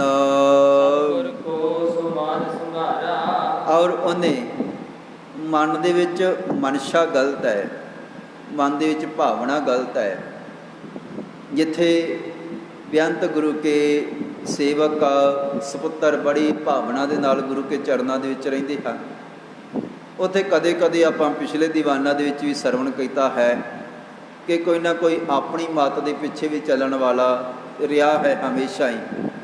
ਹੁਣ ਧੀਰ ਮੱਲ ਆਪਣੇ ਸੁਭਾਅ ਦੇ ਮੁਤਾਬਕ ਚੱਲਦੇ ਹਨ, ਗੁਰੂ ਘਰ ਦੇ ਨਾਲ ਔਰ ਸਤਿਗੁਰਾਂ ਦੇ ਹੁਕਮ ਦੇ ਵਿੱਚ ਨਹੀਂ ਹਨ, ਕਿ ਆਪਣੇ ਮਜ਼ੇ ਦੇ ਵਿੱਚ, ਆਪਣੇ ਆਨੰਦ ਦੇ ਵਿੱਚ ਰਹਿੰਦੇ ਹਨ। ਹੁਣ ਧੀਰ ਮੱਲ ਰਹੇ ਪੁਰ ਕਰਤਾਰਾ, ਧੀਰ ਮੱਲ ਸ਼੍ਰੀ ਕਰਤਾਰਪੁਰ ਸਾਹਿਬ ਜੀ ਦੀ ਧਰਤੀ 'ਤੇ ਹੀ ਰਿਹਾ ਹੈ। ਇਹ ਪਾਤਸ਼ਾਹ ਜੀ ਦੇ ਨਾਲ ਕੀਰਤਪੁਰ ਸਾਹਿਬ ਜੀ ਵਾਲੇ ਪਾਸੇ ਨਹੀਂ ਚੱਲਿਆ। ਸਭ ਗੁਰ ਕੋ ਸੋ ਸਮਾਜ ਸੰਭਾਰਾ, ਸਾਰਾ ਜਿਹੜਾ ਸਾਜੋ ਸਮਾਨ ਸੀਗਾ ਕਰਤਾਰਪੁਰ ਸਾਹਿਬ ਦੀ ਧਰਤੀ 'ਤੇ ਇਹਨੇ ਮੱਲ ਲਿਆ ਹੈ, ਆਪਣੇ ਕਬਜ਼ੇ ਦੇ ਵਿੱਚ ਲੈ ਲਿਆ ਹੈ। ਇਹ ਸਾਰਾ ਕੁਝ ਮੇਰਾ ਹੈ। ਇਸ ਤਰ੍ਹਾਂ ਦੀ ਭਾਵਨਾ, ਲਾਲਚ ਦੀ ਜਿਹੜੀ ਬਿਰਤੀ ਹੈ, ਜਿਸ ਤਰ੍ਹਾਂ ਕਦੇ ਬਾਬਾ ਪ੍ਰਿਥੀ ਚੰਦ ਜੀ ਰੱਖਦੇ ਸਨ, ਆ ਵੀ ਮੈਨੂੰ ਮਿਲਣਾ ਚਾਹੀਦਾ ਹੈ, ਆ ਵੀ ਮੇਰਾ ਹੈ, ਆ ਵੀ ਮੇਰਾ ਹੈ। ਇਸੇ ਤਰ੍ਹਾਂ ਦੀ ਬਿਰਤੀ ਬੜੀ ਲਾਲਚ ਵਾਲੀ ਬਾਬਾ ਧੀਰ ਮੱਲ ਦੀ ਹੈ। ਤੇ ਇੱਕ ਇਹਨਾਂ ਦਾ ਸੁਭਾਅ ਇਸ ਤਰ੍ਹਾਂ ਦਾ ਵੀ ਹੈ ਕਿ ਜਿੱਥੇ ਬਾਕੀ ਸਾਰੇ ਗੁਰੂ ਕੇ ਸਪੁੱਤਰ, ਸਤਿਗੁਰਾਂ ਦੇ ਸੇਵਕ ਔਰ ਪਾਤਸ਼ਾਹ ਜੀ ਦੀ ਜਿਹੜੀ ਫੌਜ ਹੈ, ਉਹਨਾਂ ਨੂੰ ਛੇਵੇਂ ਪਾਤਸ਼ਾਹ ਧੰਨ ਗੁਰੂ ਹਰਗੋਬਿੰਦ ਸਾਹਿਬ ਜੀ 'ਤੇ ਬਹੁਤ ਵੱਡਾ ਭਰੋਸਾ ਹੈ ਕਿ ਪਾਤਸ਼ਾਹ ਜੀ ਜੋ ਕਹਿੰਦੇ ਹਨ, ਜੋ ਕਰਦੇ ਹਨ, ਉਹ ਭਲਾ ਹੀ ਹੈ। ਤੇ ਬਾਬਾ ਧੀਰ ਮੱਲ ਕੁਝ ਸਮੇਂ ਬਾਅਦ ਇਸ ਤਰ੍ਹਾਂ ਵੀ ਸੋਚਣ ਲੱਗ ਪਿਆ ਕਿ ਹੋਵੇ ਨਾ ਆਉਣ ਵਾਲੇ ਸਮੇਂ ਦੇ ਵਿੱਚ ਵੱਡਾ ਬਾਦਸ਼ਾਹ ਦੇ ਨਾਲ ਜੰਗ ਹੋਵੇ ਤੇ ਅਸੀਂ ਹਾਰ ਜਾਈਏ, ਸਾਰਾ ਕੁਝ ਲੁੱਟਿਆ ਜਾਏ। ਇਸ ਕਰਕੇ ਬਹੁਤ ਵੱਡਾ ਦੁੱਖ ਪ੍ਰਾਪਤ ਹੋਏਗਾ, ਸਜ਼ਾ ਮਿਲੇਗੀ, ਕਿਉਂਕਿ ਬਾਦਸ਼ਾਹ ਦੀ ਸੈਨਾ ਬੜੀ ਵੱਡੀ ਹੈ। ਪਰ ਬਾਕੀ ਸਾਰੇ ਸਪੁੱਤਰ ਔਰ ਸਿੱਖ ਸਤਿਗੁਰਾਂ ਦੇ ਹੁਕਮ ਦੇ ਵਿੱਚ ਰਹਿੰਦੇ ਹਨ ਤੇ ਪਾਤਸ਼ਾਹ ਜੀ ਦੇ ਉੱਪਰ ਵਿਸ਼ਵਾਸ ਹੈ ਕਿ ਬਾਦਸ਼ਾਹ ਦੀ ਸੈਨਾ ਭਾਵੇਂ ਕਿੰਨੀ ਵੱਡੀ ਹੋਵੇ ਪਰ ਛੇਵੇਂ ਪਾਤਸ਼ਾਹ ਜੀ ਦਾ ਮੁਕਾਬਲਾ ਨਹੀਂ ਹੋ ਸਕਦਾ। ਉਹ ਬਾਦਸ਼ਾਹ ਦੇ ਬਾਦਸ਼ਾਹ ਹਨ। ਪਰ ਧੀਰ ਮੱਲ ਜਿਹੜਾ ਹੈ ਉਹਦੇ ਮਨ ਦੇ ਵਿੱਚ ਡਰ ਹੈ, ਔਰ ਇਸ ਡਰ ਦੇ ਕਰਕੇ ਡਰ ਧਰ ਤੁਰਕੇਸ਼ਰ ਕੋ ਮਨ ਮੈਂ, ਇਹਨੇ ਤੁਰਕਾਂ ਦਾ, ਇਹਨੇ ਬਾਦਸ਼ਾਹ ਦਾ ਡਰ ਮਨ ਦੇ ਵਿੱਚ ਬਹੁਤ ਵੱਡਾ ਧਾਰਨ ਕਰ ਲਿਆ ਹੈ। ਔਰ ਇਹਨੇ ਫਿਰ ਇੱਕ ਜਿਹੜੀ ਪੱਤਰੀ ਹੈ, ਇੱਕ ਚਿੱਠੀ ਜਿਹੜੀ ਹੈ, ਉਹ ਬਾਦਸ਼ਾਹ ਵਾਲੇ ਪਾਸੇ ਲਿਖੀ ਹੈ। ਕਹਿਣ ਲੱਗਾ, ਚਿੱਠੀ ਦੇ ਵਿੱਚ ਲਿਖਦਾ ਹੈ ਕਿ ਹੇ ਬਾਦਸ਼ਾਹ, ਮੈਂ ਤਾਂ ਹਮੇਸ਼ਾ ਤੁਹਾਡੇ ਹੁਕਮ ਦੇ ਵਿੱਚ ਹੀ ਚੱਲਣਾ ਚਾਹੁੰਦਾ ਹਾਂ। ਮੈਂ ਤੁਹਾਡੇ ਹੁਕਮ ਤੋਂ ਹਮੇਸ਼ਾ ਹਜ਼ਰਤ ਅਨਸਾਰੀ, ਮੇਰਾ ਜਿਹੜਾ ਮਨ ਹੈ, ਜਿਸ ਤਰ੍ਹਾਂ ਬਾਕੀ ਸਾਰੀ ਪ੍ਰਜਾ, ਬਾਕੀ ਸਾਰੇ ਰਾਜੇ ਜਿਹੜੇ ਹਨ, ਇਹ ਬਾਦਸ਼ਾਹ ਤੁਹਾਡੇ ਹੁਕਮ ਦੇ ਵਿੱਚ ਚੱਲਦੇ ਹਨ, ਇਸੇ ਤਰ੍ਹਾਂ ਮੈਂ ਵੀ ਤੁਹਾਡੇ ਹੁਕਮ ਦੇ ਵਿੱਚ ਹਾਂ। ਤੇ ਬਾਕੀ ਪ੍ਰਜਾ ਵਾਂਗ ਹੀ ਮੈਂ ਤੁਹਾਨੂੰ ਬਾਦਸ਼ਾਹ ਮੰਨਦਾ ਹਾਂ। ਮੈਂ ਇੱਕ ਨਿਮਾਣਾ ਪ੍ਰਜਾ ਦੇ ਵਿੱਚ ਆਮ ਇੱਕ ਦੁਨੀਆ ਦੇ ਇੱਕ ਮਨੁੱਖ ਦੀ ਤਰ੍ਹਾਂ ਹਾਂ। ਇੱਕ ਚਿੱਠੀ ਲਿਖ ਕੇ ਬਾਦਸ਼ਾਹ ਦੀ ਈਨ ਮੰਨ ਕੇ ਤੇ ਬਾਦਸ਼ਾਹ ਦੇ ਨਾਲ ਸੁਲ੍ਹਾ ਕਰਦਾ ਹੋਇਆ ਬਾਦਸ਼ਾਹ ਦੇ ਅਧੀਨ ਚੱਲਣ ਵਾਸਤੇ ਹੁਣ ਚਿੱਠੀ ਦੇ ਵਿੱਚ ਧੀਰ ਮੱਲ ਨੇ ਲਿਖਿਆ ਹੈ। ਔਰ ਇਸ ਤਰ੍ਹਾਂ ਦੀ ਚਿੱਠੀ ਲਿਖ ਕੇ ਇੱਕ ਆਪਣਾ ਸੇਵਕ, ਇੱਕ ਆਪਣਾ ਜਿਹੜਾ ਦੂਤ ਹੈ, ਉਹ ਬਾਦਸ਼ਾਹ ਵਾਲੇ ਪਾਸੇ ਭੇਜਿਆ ਹੈ। ਤੇ ਹੁਣ ਬਾਦਸ਼ਾਹ ਨੇ ਪਹਿਲਾਂ ਹੀ ਸਾਰਾ ਕੁਝ ਸੁਣ ਲਿਆ ਹੈ। ਇੱਕ ਚਿੱਠੀ ਬਾਦਸ਼ਾਹ ਵਾਲੇ ਪਾਸੇ ਧੀਰਮਲ ਨੇ ਪਹਿਲਾਂ ਵੀ ਲਿਖੀ ਹੈ। ਬਾਦਸ਼ਾਹ ਸਾਰਾ ਕੁਝ ਜਾਣਦਾ ਹੈ ਆਤੁਰ ਭਾਜੇ ਤਰਪਾਸ। ਔਰ ਇਹਨੇ ਇਹ ਵੀ ਲਿਖਿਆ ਹੈ, ਇਹ ਬਾਦਸ਼ਾਹ ਤੇਰਾ ਬਹੁਤ ਵੱਡਾ ਜ਼ੋਰ ਹੈ। ਗਰੀਬ ਨਿਵਾਜ ਛੇਵੇਂ ਪਾਤਸ਼ਾਹ ਜੀ ਵੀ ਇੱਥੋਂ ਟਾਲਾ ਕਰ ਗਏ ਹਨ, ਇੱਥੋਂ ਚਲੇ ਗਏ ਹਨ, ਪਰ ਬਾਦਸ਼ਾਹ ਜਾਣਦਾ ਹੈ ਕਿ ਛੇਵੇਂ ਪਾਤਸ਼ਾਹ ਜੀ ਡਰਨ ਵਾਲੇ ਨਹੀਂ ਹਨ, ਉਹ ਟਾਲਾ ਕਰਨ ਵਾਲੇ ਨਹੀਂ ਹਨ। ਬਾਦਸ਼ਾਹ ਨੂੰ ਤਾਂ ਪਹਿਲਾਂ ਹੀ ਪਤਾ ਲੱਗ ਗਿਆ ਸੀਗਾ ਕਿ ਛੇਵੇਂ ਪਾਤਸ਼ਾਹ ਜੀ ਬਹੁਤ ਵੱਡਾ ਮੁਕਾਬਲਾ ਕਰਕੇ ਤੇ ਮੇਰਾ ਵੱਡਾ ਦਲ ਖਤਮ ਕਰਕੇ ਫਿਰ ਅਗਾਂਹ ਗਏ ਹਨ ਤੇ ਜੰਗ ਉਹਨਾਂ ਨੇ ਜਿੱਤ ਲਿਆ ਹੈ। ਜੇ ਕਾਤੁਰ ਭਾਜੇ ਧਰ ਤਰਾਸ, ਕਹਿਣ ਲੱਗੇ ਕਿ ਭਾਈ ਉਹ ਡਰ ਕੇ ਇੱਥੋਂ ਟਾਲਾ ਕਰਕੇ ਨਹੀਂ ਗਏ ਹਨ। ਆਗੇ ਸਕਲ ਸਾਉ ਸੁਨ ਪਾਇਓ, ਜਾਏ ਕਾ ਕਹਿਓ ਜਾਏ ਕਾ ਲੇਖਾ ਨਾਸ। ਤੇ ਇਹਨੇ ਦੱਸਿਆ ਜਾ ਕਰਕੇ ਕਿ ਸਹਿ ਪਾਤਸ਼ਾਹ ਧੰਨ ਗੁਰੂ ਹਰਗੋਬਿੰਦ ਸਾਹਿਬ ਜੀ ਨੇ ਕਾਲੇ ਖਾਨ ਦਾ ਨਾਸ਼ ਕਰ ਦਿੱਤਾ ਹੈ। ਤੇ ਬਾਦਸ਼ਾਹ ਜਾਣਦਾ ਹੈ ਕਿ ਨਹੀਂ, ਗਰੀਬ ਨਿਵਾਜ ਧੰਨ ਗੁਰੂ ਹਰਗੋਬਿੰਦ ਸਾਹਿਬ ਜੀ ਨੇ ਬਹੁਤ ਵੱਡਾ ਮੁਕਾਬਲਾ ਡਟ ਕੇ ਕੀਤਾ ਹੈ, ਜੰਗ ਜਿੱਤੀ ਹੈ। ਅਨਵਰ ਖਾਂ, ਅਸਮਾਨ ਖਾਂ, ਪੈਂਦੇ ਖਾਂ ਵਰਗੇ ਸਾਰੇ ਜਿਤਨੇ ਵੀ ਜਰਨੈਲ ਸਨ, ਸਾਰੇ ਛੇਵੇਂ ਪਾਤਸ਼ਾਹ ਜੀ ਨੇ ਜੰਗ ਦੇ ਮੈਦਾਨ ਦੇ ਵਿੱਚ ਕਾਲੇ ਖਾਨ ਦੇ ਸਮੇਤ ਖਤਮ ਕਰ ਦਿੱਤੇ ਹਨ। ਤੇ ਕਹਿਣ ਲੱਗੇ ਕਿ ਹੁਣ ਅਨਵਰ ਸਹਿਤ ਚਮੂ ਸਭ ਹਾਨ।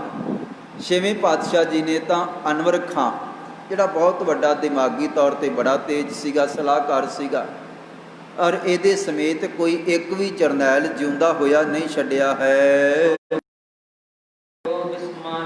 ਤੇ ਜਦੋਂ ਛੇਵੇਂ ਪਾਤਸ਼ਾਹ ਧੰਨ ਗੁਰੂ ਹਰਗੋਬਿੰਦ ਸਾਹਿਬ ਜੀ ਦੇ ਜੰਗ ਦੇ ਬਾਰੇ ਇੰਨੀ ਪਾਤਸ਼ਾਹ ਜੀ ਨੇ ਜੰਗ ਕੀਤਾ ਹੈ ਤੇ ਸਤਿਗੁਰੂ ਜੀ ਜਿੱਤੇ ਵੀ ਹਨ, ਇਹ ਖਬਰ ਸੁਣ ਕੇ ਬਾਦਸ਼ਾਹ ਇੱਕ ਵਾਰੀ ਉਹਦਾ ਮਨ ਡੋਲ ਗਿਆ ਸੀਗਾ, ਹੈਰਾਨ ਹੋ ਗਿਆ ਸੀਗਾ, ਹੈਰਾਨ ਰਹਿ ਗਿਆ। ਇੰਨੀ ਵੱਡੀ ਮੈਂ ਸੈਨਾ ਭੇਜੀ ਹੈ ਤੇ ਇਹ ਕਿਵੇਂ ਇਹ ਸਾਰਾ ਕੁਝ ਹੋ ਗਿਆ, ਸਤਿਗੁਰੂ ਜੀ ਆਖਰ ਜਿੱਤ ਕਿਵੇਂ ਗਏ ਹਨ। ਔਰ ਹੁਣ ਸਹਿਬ ਪਾਤਸ਼ਾਹ ਧੰਨ ਗੁਰੂ ਹਰਗੋਬਿੰਦ ਸਾਹਿਬ ਜੀ ਦੇ ਸੰਬੰਧ ਵਿੱਚ ਫਿਰ ਇਹਦੇ ਕੋਲ ਇੱਕ ਵਜ਼ੀਰ ਖਾਂ, ਇਹਦਾ ਇੱਕ ਸਲਾਹਕਾਰ, ਇਹਦਾ ਇੱਕ ਅਹਿਲਕਾਰ ਬਾਦਸ਼ਾਹ ਦੇ ਕੋਲ ਹਮੇਸ਼ਾ ਰਹਿੰਦਾ ਹੈ ਤੇ ਜਿਹੜਾ ਗੁਰੂ ਘਰ ਦਾ ਤੇ ਸਤਿਗੁਰਾਂ ਦਾ ਵੀ ਬਹੁਤ ਵੱਡਾ ਸਨਮਾਨ ਕਰਦਾ ਹੈ। ਹੁਣ ਇਹਨਾਂ ਦੀ ਆਪਸ ਵਿੱਚ ਬਾਦਸ਼ਾਹ ਦੀ ਔਰ ਵਜ਼ੀਰ ਖਾਨ ਦੀ ਵਿਚਾਰ ਹੋਈ ਹੈ ਤੇ ਆਖਦਾ ਹੈ ਬਾਦਸ਼ਾਹ, ਹੇ ਵਜ਼ੀਰ ਖਾਨ, ਮੈਂ ਤਾਂ ਹੈਰਾਨ ਰਹਿ ਗਿਆ ਹਾਂ, ਬਹੁਤ ਅਚੰਭਤ ਹਾਂ, ਇੰਨਾ ਵੱਡਾ ਫਾਸਲਾ ਹੋਵੇ। ਛੇਵੇਂ ਪਾਤਸ਼ਾਹ ਜੀ ਦੇ ਕੋਲ ਸੁਣਿਆ ਸੀਗਾ ਕੋਈ ਮੁੱਠੀ ਭਰ ਕੁਝ ਕੋ ਸਾਥੀ ਹਨ ਤੇ ਬਹੁਤ ਵੱਡੀ ਸੈਨਾ ਤਾਂ ਪਿਛਲੇ ਜੰਗਾਂ ਦੇ ਵਿੱਚ ਸਤਿਗੁਰਾਂ ਦੀ ਖਤਮ ਵੀ ਹੋਈ ਹੈ। ਅਸੀਂ ਕਈ ਗੁਣਾ ਵੱਧ ਯੋਧੇ ਭੇਜੇ ਸਨ, ਬਹੁਤ ਵੱਡੀ ਸੈਨਾ ਭੇਜੀ ਸੀਗੀ, ਪਰ ਸਾਰੀ ਸੈਨਾ ਛੇਵੇਂ ਪਾਤਸ਼ਾਹ ਜੀ ਨੇ ਖਤਮ ਕਰ ਦਿੱਤੀ ਹੈ। ਇਹ ਸੁਣ ਕੇ ਮੈਂ ਅਚੰਭਤ ਹਾਂ, ਹੈਰਾਨ ਹਾਂ, ਮੈਨੂੰ ਕੋਈ ਸਮਝ ਨਹੀਂ ਆ ਰਹੀ ਹੈ।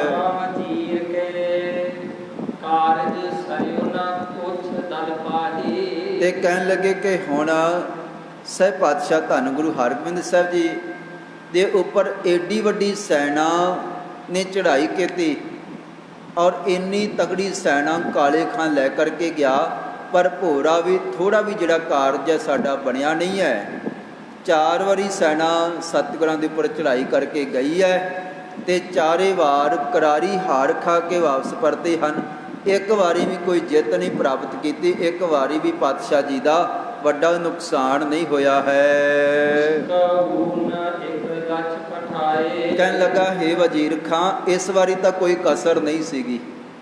ਠੀਕ ਹੈ, ਪਹਿਲਾਂ 7,000 ਦਾ ਦਲ ਭੇਜਿਆ, ਇੱਕ ਵਾਰੀ 15,000 ਦੀ ਫੌਜ ਭੇਜੀ ਹੈ, ਇੱਕ ਵਾਰੀ 25,000 ਦੀ ਫੌਜ ਭੇਜੀ ਹੈ, 35,000 ਦੀ, ਪਰ ਇਸ ਵਾਰੀ ਤਾਂ ਇੰਨਾ ਵੱਡਾ ਦਲ ਭੇਜਿਆ ਗਿਆ। ਕਹਿਣ ਲੱਗੇ, ਕੁਛ ਕੁ ਊਨ 1 ਲੱਛ ਪਠਾਏ, ਕੁਝ ਕੁ ਘੱਟ ਸਨ ਤੇ ਤਕਰੀਬਨ 1 ਲੱਖ ਦਾ ਬਹੁਤ ਵੱਡਾ ਦਲ ਸੀਗਾ। ਵੱਡਾ ਦਲ ਮੈਂ ਭੇਜਿਆ ਸੀਗਾ ਤਿਆਰ ਕਰਕੇ ਤੇ ਉਹਨਾਂ ਨੇ ਪਾਤਸ਼ਾਹ ਜੀ ਦੇ ਉੱਪਰ ਵੱਡਾ ਹਮਲਾ ਕੀਤਾ ਹੈ। ਤੇ ਪਰ ਛੇਵੇਂ ਪਾਤਸ਼ਾਹ ਗੁਰੂ ਹਰਗੋਬਿੰਦ ਸਾਹਿਬ ਜੀ ਨੇ ਏਡਾ ਵੱਡਾ ਜੰਗੀ ਯੋਧੇ ਜਿਨ੍ਹਾਂ ਦੇ ਕੋਲ ਬਹੁਤ ਵੱਡੀ ਨੀਤੀ ਹੈ, ਜੰਗ ਕਰਨ ਦਾ ਢੰਗ ਸੀਗਾ, ਤਜਰਬੇਕਾਰ, ਇੰਨੇ ਵੱਡੇ ਜਿਹੜੇ ਜਰਨੈਲ ਸਨ, ਛੇਵੇਂ ਪਾਤਸ਼ਾਹ ਜੀ ਦੀ ਜਿਹੜੀ ਨਵੀਂ ਫੌਜ ਹੈ ਉਹਨਾਂ ਨੇ ਸਾਰੇ ਜੰਗ ਦੇ ਮੈਦਾਨ ਦੇ ਵਿੱਚ ਖਤਮ ਕਿਵੇਂ ਕਰ ਦਿੱਤੇ ਹਨ। ਤੇ ਕਹਿਣ ਲੱਗੇ ਕਿ ਬੜਾ ਦਲ ਖੁਸ਼ ਹੋ ਕਰਕੇ ਕਾਲੇ ਖਾਂ ਤੇ ਪੈਂਦੇ ਖਾਂ ਤੁਰਿਆ ਸੀਗਾ।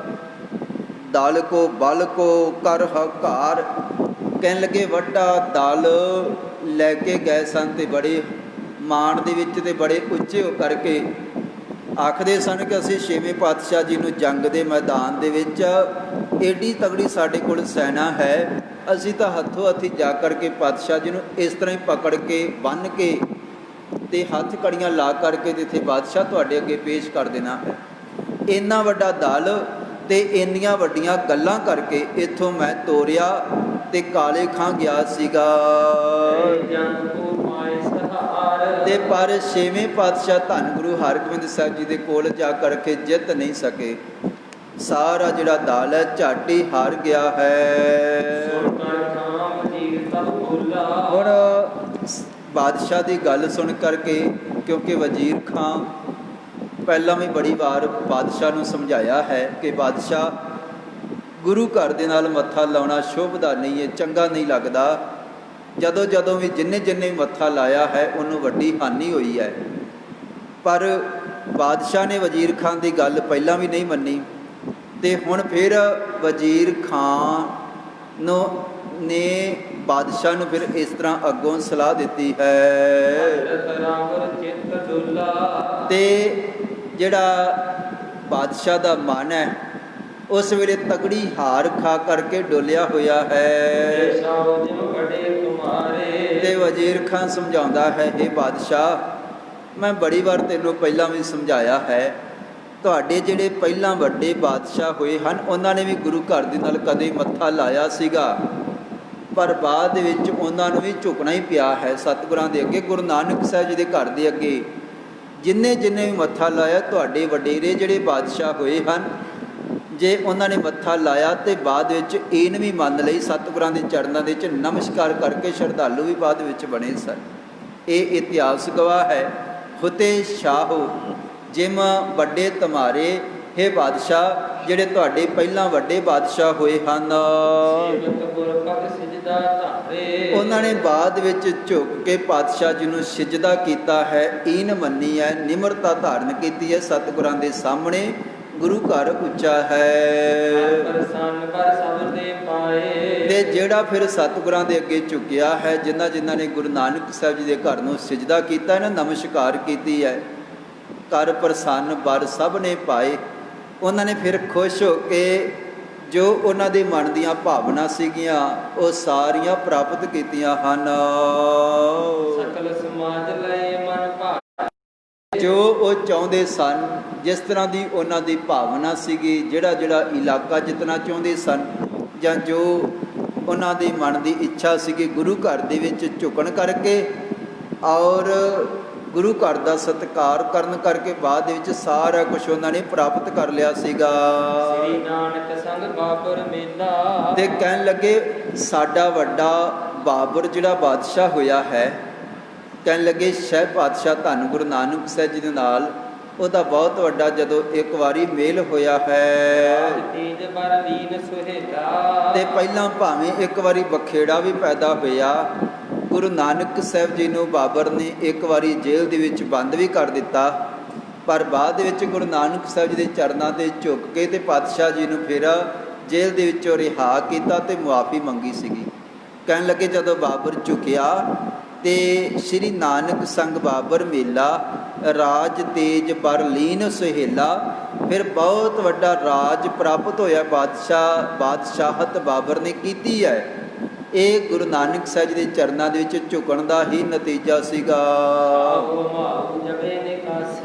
ਤੇ ਕਹਿਣ ਲੱਗੇ ਦਿੱਲੀ ਦੇ ਵਿੱਚੋਂ ਜਦੋਂ ਬਾਦਸ਼ਾਹ ਹਮਾਯੂ ਨੂੰ ਕੱਢਿਆ ਗਿਆ ਸੀਗਾ, ਹਾਰ ਕੇ ਵਾਪਸ ਆ ਰਿਹਾ ਸੀਗਾ, ਕਹਿਣ ਲੱਗੇ ਸ਼ਾਹੂ ਹਮਾਊ ਜਬੇ ਨਿਕਾਰਾ, ਉਹਦੇ ਕੋਲ ਕੁਛ ਨਹੀਂ ਸੀਗਾ ਤੇ ਵਾਪਸ ਆ ਰਿਹਾ ਸੀਗਾ। ਤੇ ਖਡੂਰ ਸਾਹਿਬ ਦੀ ਪਵਿੱਤਰ ਧਰਤੀ ਤੇ ਹਾਰ ਖਾ ਕਰਕੇ ਤੇ ਦੂਜੇ ਪਾਤਸ਼ਾਹ ਗੁਰੂ ਅੰਗਦ ਸਾਹਿਬ ਜੀ ਦੇ ਕੋਲ ਬਾਦਸ਼ਾਹ ਪਹੁੰਚਿਆ ਸੀਗਾ ਤੇ ਉਹਨਾਂ ਦੇ ਚਰਨਾਂ ਦੇ ਵਿੱਚ ਝੁਕ ਕੇ ਤੇ ਫਿਰ ਵਰ ਪ੍ਰਾਪਤ ਕੀਤੇ ਸਨ। ਇਹ ਪਹਿਲਾਂ ਇਸ ਤਰ੍ਹਾਂ ਹੁੰਦਾ ਰਿਹਾ ਹੈ। ਤਿੰਨ ਕੇ ਬਾਰਲੇ ਘਰ ਪਾਤਸ਼ਾਹੀ, ਫਿਰ ਉਹਨਾਂ ਦੇ ਹੁਕਮ ਦੇ ਨਾਲ, ਉਹਨਾਂ ਦੇ ਆਸ਼ੀਰਵਾਦ ਦੇ ਨਾਲ ਹੀ ਹਮਾਯੂ ਬਾਅਦ ਵਿੱਚ ਜਿੱਤਿਆ। ਉਹਨੇ ਬਹੁਤ ਵੱਡਾ ਰਾਜ ਭਾਗ ਸਥਾਪਿਤ ਕੀਤਾ। ਅਰਦਾਸ ਸਤਿਗੁਰਾਂ ਨੇ ਕੀਤੀ ਸੀਗੀ। ਸ੍ਰੀ ਅੰਗਦ ਕੇ ਕਰਿਓ ਰਾਜ ਬਣ ਅਮਨੀ ਮਾਹੀ। ਤੇ ਕਹਿਣ ਲੱਗੇ ਕਿ ਫਿਰ ਧਰਤੀ ਦੇ ਉੱਪਰ ਆਪਾਂ ਸਾਰੇ ਜਾਣਦੇ ਹਾਂ ਕਿ ਕਿੰਨਾ ਵੱਡਾ ਰਾਜ ਹਮਾਯੂ ਨੇ ਬਣਾ ਕਰਕੇ ਸਾਨੂੰ ਦਿੱਤਾ ਹੈ। ਮਤਵੰਤ ਬੜ ਅਕਬਰ ਭਏ। ਤੇ ਦੇਖੋ ਵੱਡੇ ਬਾਦਸ਼ਾਹ ਅਕਬਰ, ਉਹ ਵੀ ਕਿੰਨੇ ਸਿਆਣੇ ਪ੍ਰਬੀਨ ਤੇ ਚੰਗੀ ਮੱਤ ਵਾਲੇ ਸਨ। ਕਹਿਣ ਲੱਗੇ ਸਮਤਵੰਤ ਬੜ ਅਕਬਰ ਭਏ। ਬੜਾ ਸੂਝਵਾਨ ਅਕਬਰ ਨੂੰ ਕਿਹਾ ਜਾਂਦਾ ਹੈ। ਤੇ ਉਹ ਵੀ ਕਈ ਵਾਰ ਗੁਰੂ ਅਮਰਦਾਸ ਜੀ ਦੇ ਕੋਲ ਗਏ ਹਨ ਤੇ ਸਤਿਗੁਰਾਂ ਦੇ ਚਰਨਾਂ ਦਾ ਧਿਆਨ ਧਾਰਦੇ ਹਨ, ਅਰਦਾਸ ਪੜ੍ਹਦੇ ਹਨ। ਅਕਬਰ ਬਾਦਸ਼ਾਹ ਗੋਇੰਦਵਾਲ ਸਾਹਿਬ ਜੀ ਦੀ ਪਵਿੱਤਰ ਧਰਤੀ ਤੇ ਵੀ ਪਰਿਵਾਰ ਸਮੇਤ ਪਹੁੰਚਦਾ ਹੈ। ਸਤਿਗੁਰਾਂ ਦੇ ਚਰਨਾਂ ਦੇ ਵਿੱਚੋਂ ਆਸ਼ੀਰਵਾਦ ਪ੍ਰਾਪਤ ਕਰਦਾ ਹੈ ਤੇ ਗੁਰੂ ਘਰ ਦੇ ਨਾਮ ਤੇ ਜਗੀਰ ਵੀ ਦਿੰਦਾ ਹੈ, ਸੇਵਾ ਦੇ ਵਿੱਚ ਲਾਉਂਦਾ ਹੈ। ਕਹਿਣ ਲੱਗੇ ਕਿ ਭਾਈ ਦੇਖੋ, ਹੇ ਬਾਦਸ਼ਾਹ, ਤੁਹਾਡਾ ਜਿਹੜਾ ਵਡੇਰਾ ਬਾਦਸ਼ਾਹ ਅਕਬਰ ਹੋਇਆ ਹੈ, ਕਿੰਨਾ ਸਿਆਣਾ ਕਿਹਾ ਗਿਆ ਹੈ। ਉਹ ਵੀ ਗੁਰੂ ਅਮਰਦਾਸ ਜੀ ਦਾ ਬਹੁਤ ਵੱਡਾ ਸ਼ਰਧਾਲੂ ਬਣਿਆ ਹੈ। ਤੇ ਕਹਿਣ ਲੱਗੇ ਲੰਮਾ ਸਮਾਂ ਚਿਤੌੜਗੜ੍ਹ ਦਾ ਜਿਹੜਾ ਕਿਲਾ ਹੈ ਉਹਦੇ ਉੱਪਰ ਜਿੱਤ ਨਹੀਂ ਸੀ ਹਾਸਲ ਹੋਈ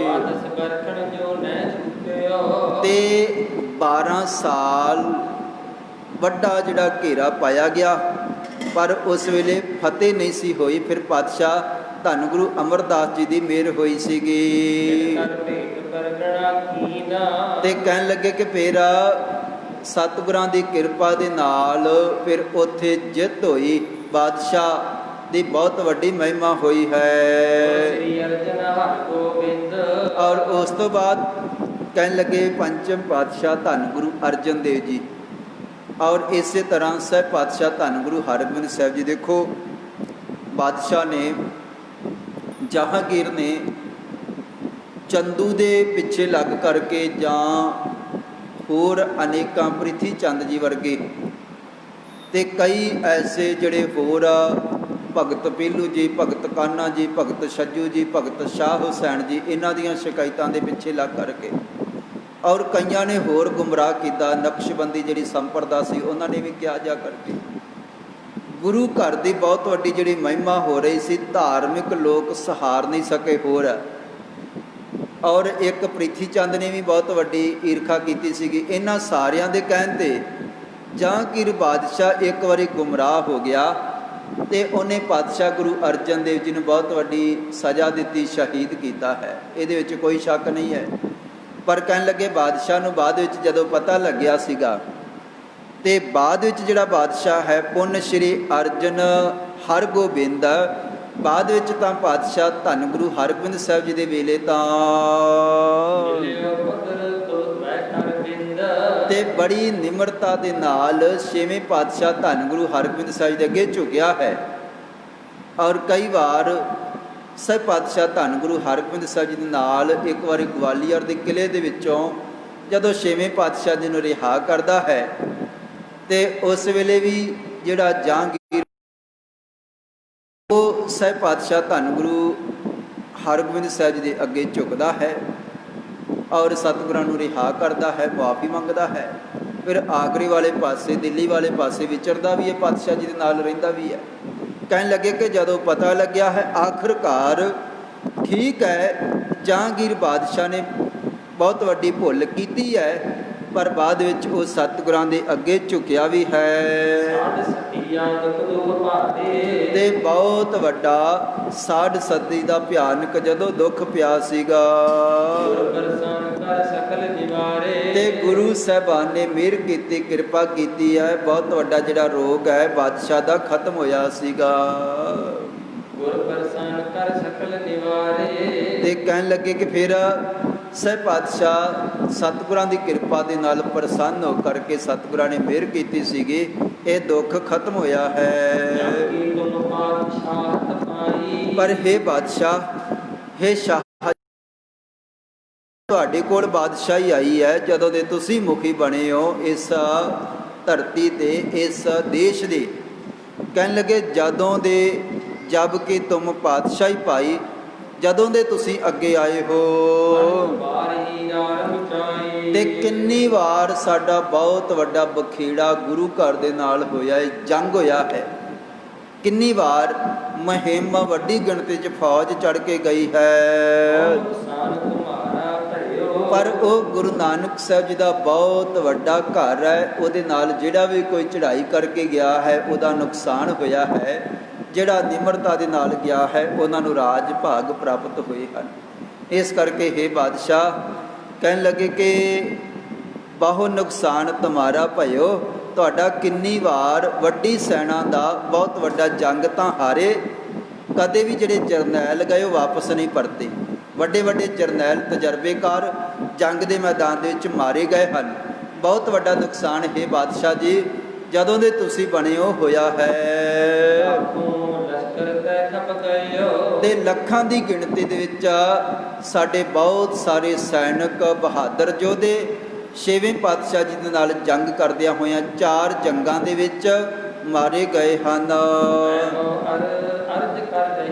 ਤੇ ਮੈਂ ਹੇ ਬਾਦਸ਼ਾਹ ਤੁਹਾਨੂੰ ਕਈ ਵਾਰ ਅਰਜ਼ ਕਰਦਾ ਰਿਹਾ ਹਾਂ, ਸਮਝਾਉਂਦਾ ਰਿਹਾ ਹਾਂ, ਸਲਾਹ ਕਰ ਰਹਾ ਤੇ ਚੰਗੀ ਨੇਕ ਸਲਾਹ ਦਿੰਦਾ ਰਿਹਾ ਹਾਂ। ਤੇ ਪਰ ਕਹਿਣ ਲੱਗਾ ਕਿ ਭੇਤ ਨਾ ਕਛੂ ਆਪਨੇ ਲਿਓ, ਪਰ ਤੁਸੀਂ ਚੰਗੀ ਤਰ੍ਹਾਂ ਮੇਰੀ ਗੱਲ ਨੂੰ ਵਿਚਾਰਿਆ ਨਹੀਂ ਹੈ। ਬੜੀ ਵਾਰ ਮੈਂ ਸਮਝਾਉਣ ਦਾ ਯਤਨ ਕੀਤਾ ਹੈ ਕਿ ਗੁਰੂ ਘਰ ਦੇ ਨਾਲ, ਗੁਰੂ ਨਾਨਕ ਸਾਹਿਬ ਜੀ ਦੇ ਘਰ ਦੇ ਨਾਲ, ਉਹਨਾਂ ਦੀ ਗੁਰਤਾ ਗੱਦੀ ਦੇ ਨਾਲ ਮੱਥਾ ਲਾਉਣਾ ਠੀਕ ਨਹੀਂ ਹੈ, ਪਰ ਮੇਰੀ ਗੱਲ ਨੂੰ ਤੁਸੀਂ ਚੰਗੀ ਤਰ੍ਹਾਂ ਸਮਝਿਆ ਜਾਣਿਆ ਨਹੀਂ ਹੈ। ਤੇ ਤੁਸਾਂ ਨੇ ਜਿਸ ਤਰ੍ਹਾਂ ਬਾਕੀ ਰਾਜਿਆਂ ਦੇ ਨਾਲ, ਹੋਰ ਅਹਿਲਕਾਰਾਂ ਦੇ ਨਾਲ ਆਪਾਂ ਯੁੱਧ ਕਰਦੇ ਹਾਂ, ਤੁਸੀਂ ਤਾਂ ਗੁਰੂ ਘਰ ਨੂੰ, ਛੇਵੇਂ ਪਾਤਸ਼ਾਹ ਗੁਰੂ ਹਰਗੋਬਿੰਦ ਸਾਹਿਬ ਜੀ ਨੂੰ ਇੱਕ ਆਮ ਯੋਧਿਆਂ ਵਾਂਗ ਹੀ ਸਮਝ ਲਿਆ। ਜਿਸ ਤਰ੍ਹਾਂ ਆਮ ਉਹ ਕੋਈ ਮਨੁੱਖ ਹੋਣ, ਜਿਸ ਤਰ੍ਹਾਂ ਦੁਨੀਆ ਦੇ ਆਮ ਦੂਜੇ ਮਨੁੱਖ ਹਨ ਜਿਨ੍ਹਾਂ ਦੇ ਉੱਪਰ ਆਪਾਂ ਸੈਨਾ ਭੇਜ ਦਿੰਦੇ ਹਾਂ ਤੇ ਜੰਗ ਜਿੱਤ ਕੇ ਆ ਜਾਂਦੇ ਹਨ ਸਾਡੇ ਅਹਿਲਕਾਰ। ਮੈਂ ਤੁਹਾਨੂੰ ਸਮਝਾਉਂਦਾ ਰਿਹਾ ਹਾਂ ਕਿ ਛੇਵੇਂ ਪਾਤਸ਼ਾਹ ਜੀ ਇਕੱਲੇ ਯੋਧੇ ਨਹੀਂ ਹਨ, ਉਹ ਬਹੁਤ ਵੱਡੇ ਪੀਰ ਵੀ ਹਨ। ਉਹਨਾਂ ਦੇ ਕੋਲ ਮੀਰੀ ਵੀ ਹੈ, ਉਹਨਾਂ ਦੇ ਕੋਲ ਪੀਰੀ ਵੀ ਹੈ, ਉਹ ਸਿਪਾਹੀ ਤਾਂ ਹਨ, ਨਾਲ ਬਹੁਤ ਵੱਡੇ ਸੰਤ ਵੀ ਹਨ। ਤੇ ਗੁਰੂ ਘਰ ਦੇ ਨਾਲ ਮੱਥਾ ਲਾਉਣਾ ਠੀਕ ਨਹੀਂ ਹੈ, ਪਰ ਤੁਸੀਂ ਹਮੇਸ਼ਾ ਗੁਰੂ ਹਰਗੋਬਿੰਦ ਸਾਹਿਬ ਜੀ ਨੇ ਇੱਕ ਆਮ ਮਨੁੱਖ ਹੀ ਜਾਣਿਆ ਹੈ। ਤੇ ਉਹ ਛੇਵੇਂ ਪਾਤਸ਼ਾਹ ਧੰਨ ਗੁਰੂ ਹਰਗੋਬਿੰਦ ਸਾਹਿਬ ਜੀ ਇਤਨੀ ਕਰਨੀ ਦੇ ਮਾਲਕ ਹਨ। ਗੁਰੂ ਨਾਨਕ ਸਾਹਿਬ ਜੀ ਦੀ ਏਡੀ ਵੱਡੀ ਅਜ਼ਮਤ ਹੈ। ਲੱਖੋਂ ਹਤੇ ਜੇ ਏਕ ਬਚਨ ਮੈਂ, ਜੇ ਸਤਿਗੁਰੂ ਜੀ ਕਿਤੇ ਇੱਕ ਬਚਨ ਵੀ ਕਰ ਦੇਣਾ ਤੇ ਲੱਖਾਂ ਇਹੋ ਜਿਹੇ ਯੋਧੇ ਮਿੱਟੀ ਦੇ ਵਿੱਚ ਮਿਲ ਸਕਦੇ ਹਨ। ਤੇ ਕਹਿਣ ਲੱਗੇ ਕਿ ਜਿਨ੍ਹਾਂ ਸੋ ਜੋਰੇ ਬਣ ਆਵੇ। ਕਹਿਣ ਲੱਗੇ ਕਿ ਸਹਿ ਪਾਤਸ਼ਾਹ ਧੰਨ ਗੁਰੂ ਹਰਗੋਬਿੰਦ ਸਾਹਿਬ ਜੀ ਦੇ ਚਰਨਾਂ ਦੇ ਵਿੱਚ ਤਾਂ ਨਿਮਰਤਾ ਦੇ ਨਾਲ ਹੱਥ ਜੋੜਨੇ ਹੀ ਬਣਦੇ ਹਨ। ਕਹਿਣ ਲੱਗੇ ਕਿ ਹੇ ਬਾਦਸ਼ਾਹ, ਉਹਨਾਂ ਨੂੰ ਇੱਕ ਯੋਧੇ ਨਾ ਸਮਝੋ, ਉਹ ਬਹੁਤ ਵੱਡੇ ਅਵਤਾਰ ਹਨ। ਤੇ ਉਹਨਾਂ ਦੇ ਨਾਲ ਜੰਗ ਕਰਨਾ, ਚੜ੍ਹਾਈ ਕਰਕੇ ਜਾਣਾ, ਹਮੇਸ਼ਾ ਪਰਮੇਸ਼ਰ ਦੇ ਘਰ ਵਾਲੇ ਪਾਸੇ ਝੁਕ ਕੇ ਜਾਈਦਾ, ਨਿਮਰਤਾ ਰੱਖ ਕੇ। ਤੇ ਤੁਸੀਂ ਵਾਰ-ਵਾਰ ਸੈਨਾ ਭੇਜ ਰਹੇ ਹੋ ਪਾਤਸ਼ਾਹ ਜੀ ਦੇ ਉੱਪਰ। ਕਹਿਣ ਲੱਗੇ ਇਹ ਠੀਕ ਨਹੀਂ ਹੈ। 300 ਜੰਗ ਕਹਾਂ ਮਨ ਭਾਵੈ। ਉਹਨਾਂ ਦੇ ਨਾਲ ਜੰਗ ਕਰਨਾ ਕਿਹਨੂੰ ਚੰਗਾ ਲੱਗੇਗਾ, ਭਾਵੇਂ ਕਿ ਕਿਵੇਂ ਵੀ ਕਿੱਡਾ ਵੀ ਵੱਡਾ ਬਾਦਸ਼ਾਹ ਕਿਉਂ ਨਾ ਹੋਵੇ। ਛੇਵੇਂ ਪਾਤਸ਼ਾਹ ਜੀ ਦੇ ਨਾਲ ਜੰਗ ਕਰਨਾ ਠੀਕ ਨਹੀਂ ਹੈ। ਤੇ ਕਹਿਣ ਲੱਗੇ ਮੁਗਲਸ ਖਾਂ ਵਰਗਾ ਸਾਡਾ ਸੈਨਾਪਤੀ ਮੁਖੀ ਬਹੁਤ ਵੱਡੀ ਸੈਨਾ ਦੇ ਕਰਕੇ ਆਪਾਂ ਭੇਜਿਆ ਹੈ। ਮੁਗਲਸ ਖਾਂ ਪਹਿਲੇ ਜੰਗ ਦੇ ਵਿੱਚ ਭੇਜਿਆ ਗਿਆ ਤੇ ਦੂਜੇ ਜੰਗ ਦੇ ਵਿੱਚ ਅਬਦੁਲ ਖਾਨ ਮੁਖੀ ਫੌਜ ਲੈ ਕਰਕੇ ਜਲੰਧਰ ਦਾ ਨਵਾਬ ਗਿਆ ਸੀਗਾ, ਬਹੁਤ ਵੱਡਾ ਦਲ ਲੈ ਕਰਕੇ ਉਹਨੇ ਵੀ ਗੁਰੂ ਦੇ ਨਾਲ ਛੇਵੇਂ ਪਾਤਸ਼ਾਹ ਜੀ ਦੇ ਨਾਲ ਜੰਗ ਕੀਤਾ ਤੇ ਇਸੇ ਤਰ੍ਹਾਂ ਤੀਜੇ ਜੰਗ ਦੇ ਵਿੱਚ ਲੱਲਾ ਬੇਗ ਬਹੁਤ ਵੱਡੀ ਸੈਨਾ ਲੈ ਕਰਕੇ ਛੇਵੇਂ ਪਾਤਸ਼ਾਹ ਜੀ ਨਾਲ ਮੁਕਾਬਲਾ ਕਰਦਾ ਹੈ ਤੇ ਉਹਦੇ ਨਾਲ ਕੰਬਰ ਬੇਗ ਵਰਗੇ ਹੋਰ ਜਰਨੈਲ ਭੇਜੇ ਗਏ ਸਨ। ਲੱਲਾ ਸੁਕੰਬਰ ਸੈਨ ਮਹਾਨ, ਕਿੰਨੀ ਵੱਡੀ ਸੈਨਾ ਦੂਜੇ ਤੇ ਤੀਜੇ ਜੰਗ ਦੇ ਵਿੱਚ ਆਪਾਂ ਭੇਜੀ ਹੈ, ਬਹੁਤ ਵੱਡਾ ਦਲ ਛੇਵੇਂ ਪਾਤਸ਼ਾਹ ਜੀ ਨੂੰ ਖਤਮ ਕਰਨ ਵਾਸਤੇ ਤੁਸੀਂ ਅੱਗੇ ਵੀ ਭੇਜਿਆ ਹੈ। ਔਰ ਚੌਥੀ ਵਾਰ ਫਿਰ ਇਹ ਬਹੁਤ ਵੱਡੀ ਗਲਤੀ ਸਾਡੇ ਕੋਲੋਂ ਹੋ ਗਈ ਹੈ। ਬੜਾ ਮੈਂ ਸਮਝਾਇਆ ਸੀਗਾ, ਪਰ ਪੈਂਦੇ ਖਾਨ ਦੇ ਪਿੱਛੇ ਲੱਗ ਕੇ ਬਨ ਪੈਂਦਾ ਅਬ ਨਿਮਕ ਹਰਾਮੀ, ਕਹਿਣ ਲੱਗੇ ਪੈਂਦਾ ਗੁਰੂ ਘਰ ਦੇ ਵਿੱਚ ਰਿਆ ਪਲਿਆ ਯੋਧਾ ਬਣਿਆ ਤੇ ਜਿਹੜਾ ਗੁਰੂ ਘਰ ਦਾ ਨਮਕ ਬਣ ਗਿਆ ਸੀਗਾ। ਅਬ ਨਮਕ ਹਰਾਮੀ, ਜਿਨੇ ਗੁਰੂ ਘਰ ਦੇ ਵਿੱਚੋਂ ਖਾਧਾ ਤੇ ਪਿੱਠ ਦਿੱਤੀ ਹੈ। ਤੇ ਤੁਹਾਡੇ ਕੋਲ ਵੱਡੀਆਂ ਵੱਡੀਆਂ ਗੱਲਾਂ ਕਰਕੇ ਤੇ ਤੁਹਾਡਾ ਬਹੁਤ ਸਾਰਾ ਵੱਡਾ ਲਸ਼ਕਰ ਤੁਹਾਨੂੰ ਆਪਣੀ ਵਿਸ਼ਵਾਸ ਦੇ ਵਿੱਚ ਲੈ ਕਰਕੇ ਤੇ ਮਗਰ ਵੱਡਾ ਦਲ ਲੈ ਕਰਕੇ ਪੈਂਦੇ ਖਾਨ ਲੈ ਗਿਆ। ਬਹੁਤ ਵੱਡੀ ਸੈਨਾ, ਬਹੁਤ ਵੱਡੇ ਜਰਨੈਲ ਤੁਸੀਂ ਪੈਂਦੇ ਖਾਨ ਦੇ ਨਾਲ ਤੋਰੇ ਹਨ ਤੇ ਸਾਰਾ ਇੰਨਾ ਵੱਡਾ ਦਲ ਲੱਖ ਦੇ ਕਰੀਬ 94 ਜਰਨੈਲ ਵੱਡੀ ਸੈਨਾ ਤਜਰਬੇ ਕਰ ਲੈ ਕੇ ਗਏ, ਪਰ ਕਹਿਣ ਲੱਗੇ ਮਰਿਓ ਜਾਏ ਕਛ ਸਰੀ ਨਾ ਕਾਰਾ, ਮਰ ਗਏ। ਭੋਰਾ ਵੀ ਸਾਡਾ 4 ਵਾਰੀ ਕਦੀ ਵੀ ਕੰਮ ਸਾਡਾ ਰਾਸ ਨਹੀਂ ਹੋਇਆ, ਕਾਰਜ ਬਣਿਆ ਨਹੀਂ ਹੈ। ਵੱਡੀ ਤੋਂ ਵੱਡੀ ਦੁੱਗਣੀ ਚੌਗਣੀ ਸੈਨਾ ਜਿਹੜੀ ਇਹ ਭੇਜੀ ਗਈ ਹੈ, ਪਰ ਕਦੇ ਵੀ ਪਾਤਸ਼ਾਹ ਧੰਨ ਗੁਰੂ ਹਰਗੋਬਿੰਦ ਸਾਹਿਬ ਜੀ ਦੀ ਸਾਡੀ ਜਿੱਤ ਨਹੀਂ ਹੋਈ ਹੈ। ਤੇ ਮੈਂ ਤਾਂ ਵਜ਼ੀਰ ਖਾਨ ਨੇ ਆਖਿਆ, ਇਹ ਬਾਦਸ਼ਾਹ ਮੇਰੇ ਤੇ ਮਨ ਦੇ ਵਿੱਚ ਐਡਾ ਤਗੜਾ ਖਿਆਲ ਹੈ ਕਿ ਛੇਵੇਂ ਪਾਤਸ਼ਾਹ ਜੀ ਨਾਲ ਤੁਸੀਂ ਸਾਰੇ ਇਕੱਠੇ ਹੋ ਕਰਕੇ ਜਗਤ ਵੀ ਛੇਵੇਂ ਪਾਤਸ਼ਾਹ ਜੀ ਦਾ ਮੁਕਾਬਲਾ ਕਰਨਾ ਚਾਹੇ ਤੇ ਉਹ ਸਾਰੇ ਵੀ ਸਤਿਗੁਰਾਂ ਦੇ ਨਾਲ ਜਿੱਤ ਨਹੀਂ ਸਕਦੇ। ਸਤਿਗੁਰੂ ਜੀ ਸਾਰਿਆਂ ਦਾ ਨਾਸ਼ ਕਰਨ ਦੀ ਸਮਰੱਥਾ ਰੱਖਦੇ ਹਨ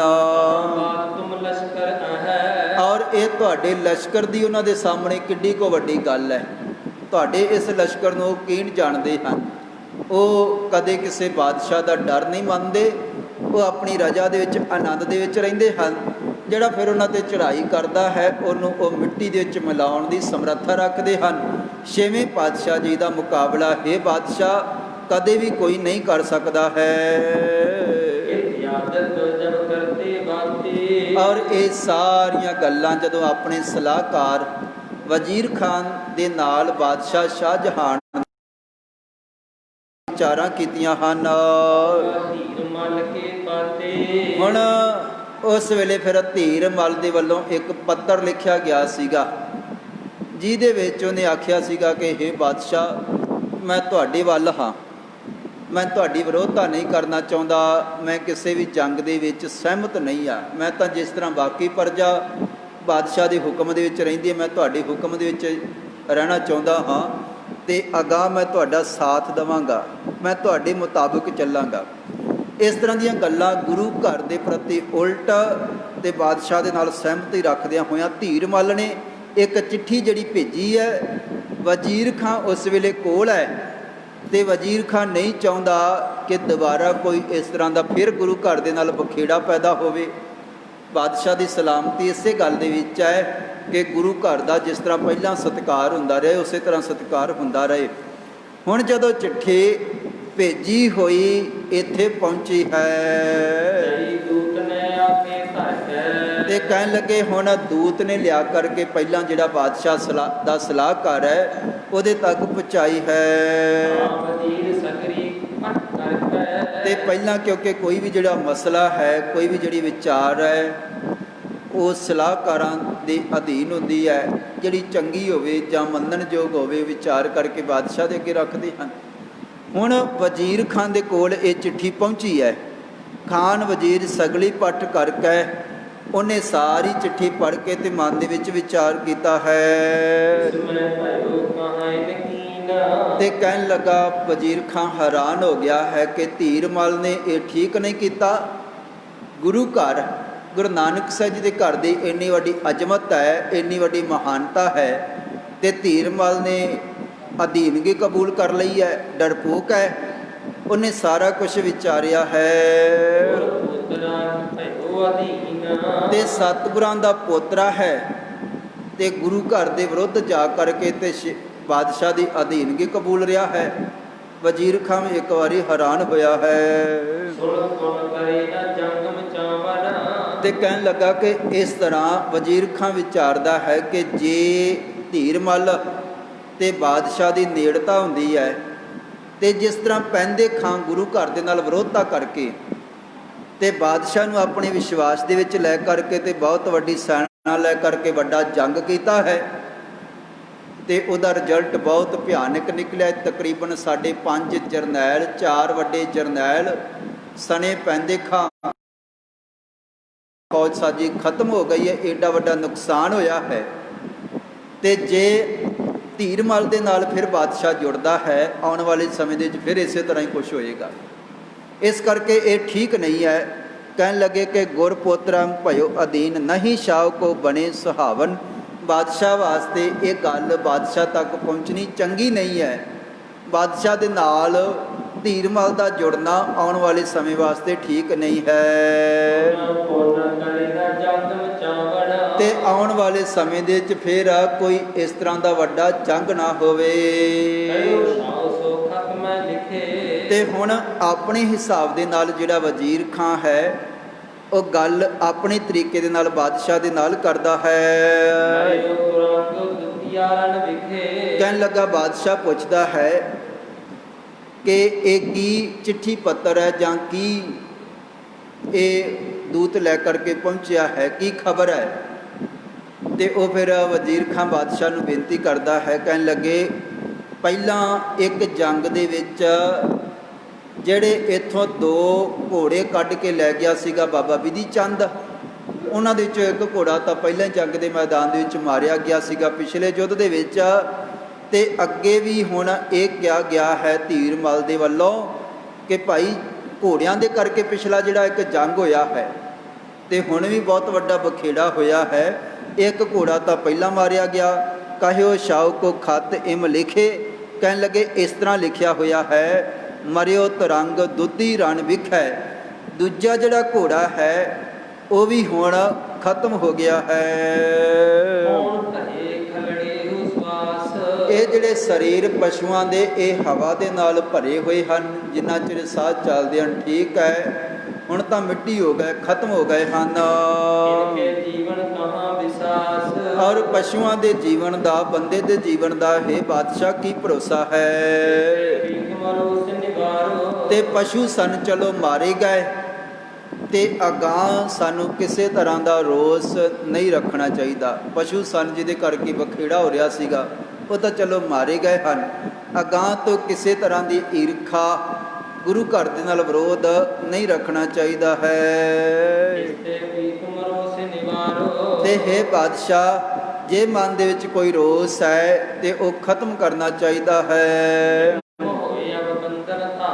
ਔਰ ਨਿਮਰਤਾ ਦੇ ਨਾਲ ਗੁਰੂ ਘਰ ਦਾ ਜਿਹੜਾ ਸਤਿਕਾਰ ਹੈ, ਜਿਸ ਤਰ੍ਹਾਂ ਪਹਿਲੇ ਬਾਦਸ਼ਾਹ ਕਰਦੇ ਰਹੇ ਹਨ, ਸਤਿਕਾਰ ਹੀ ਚੰਗਾ ਹੈ।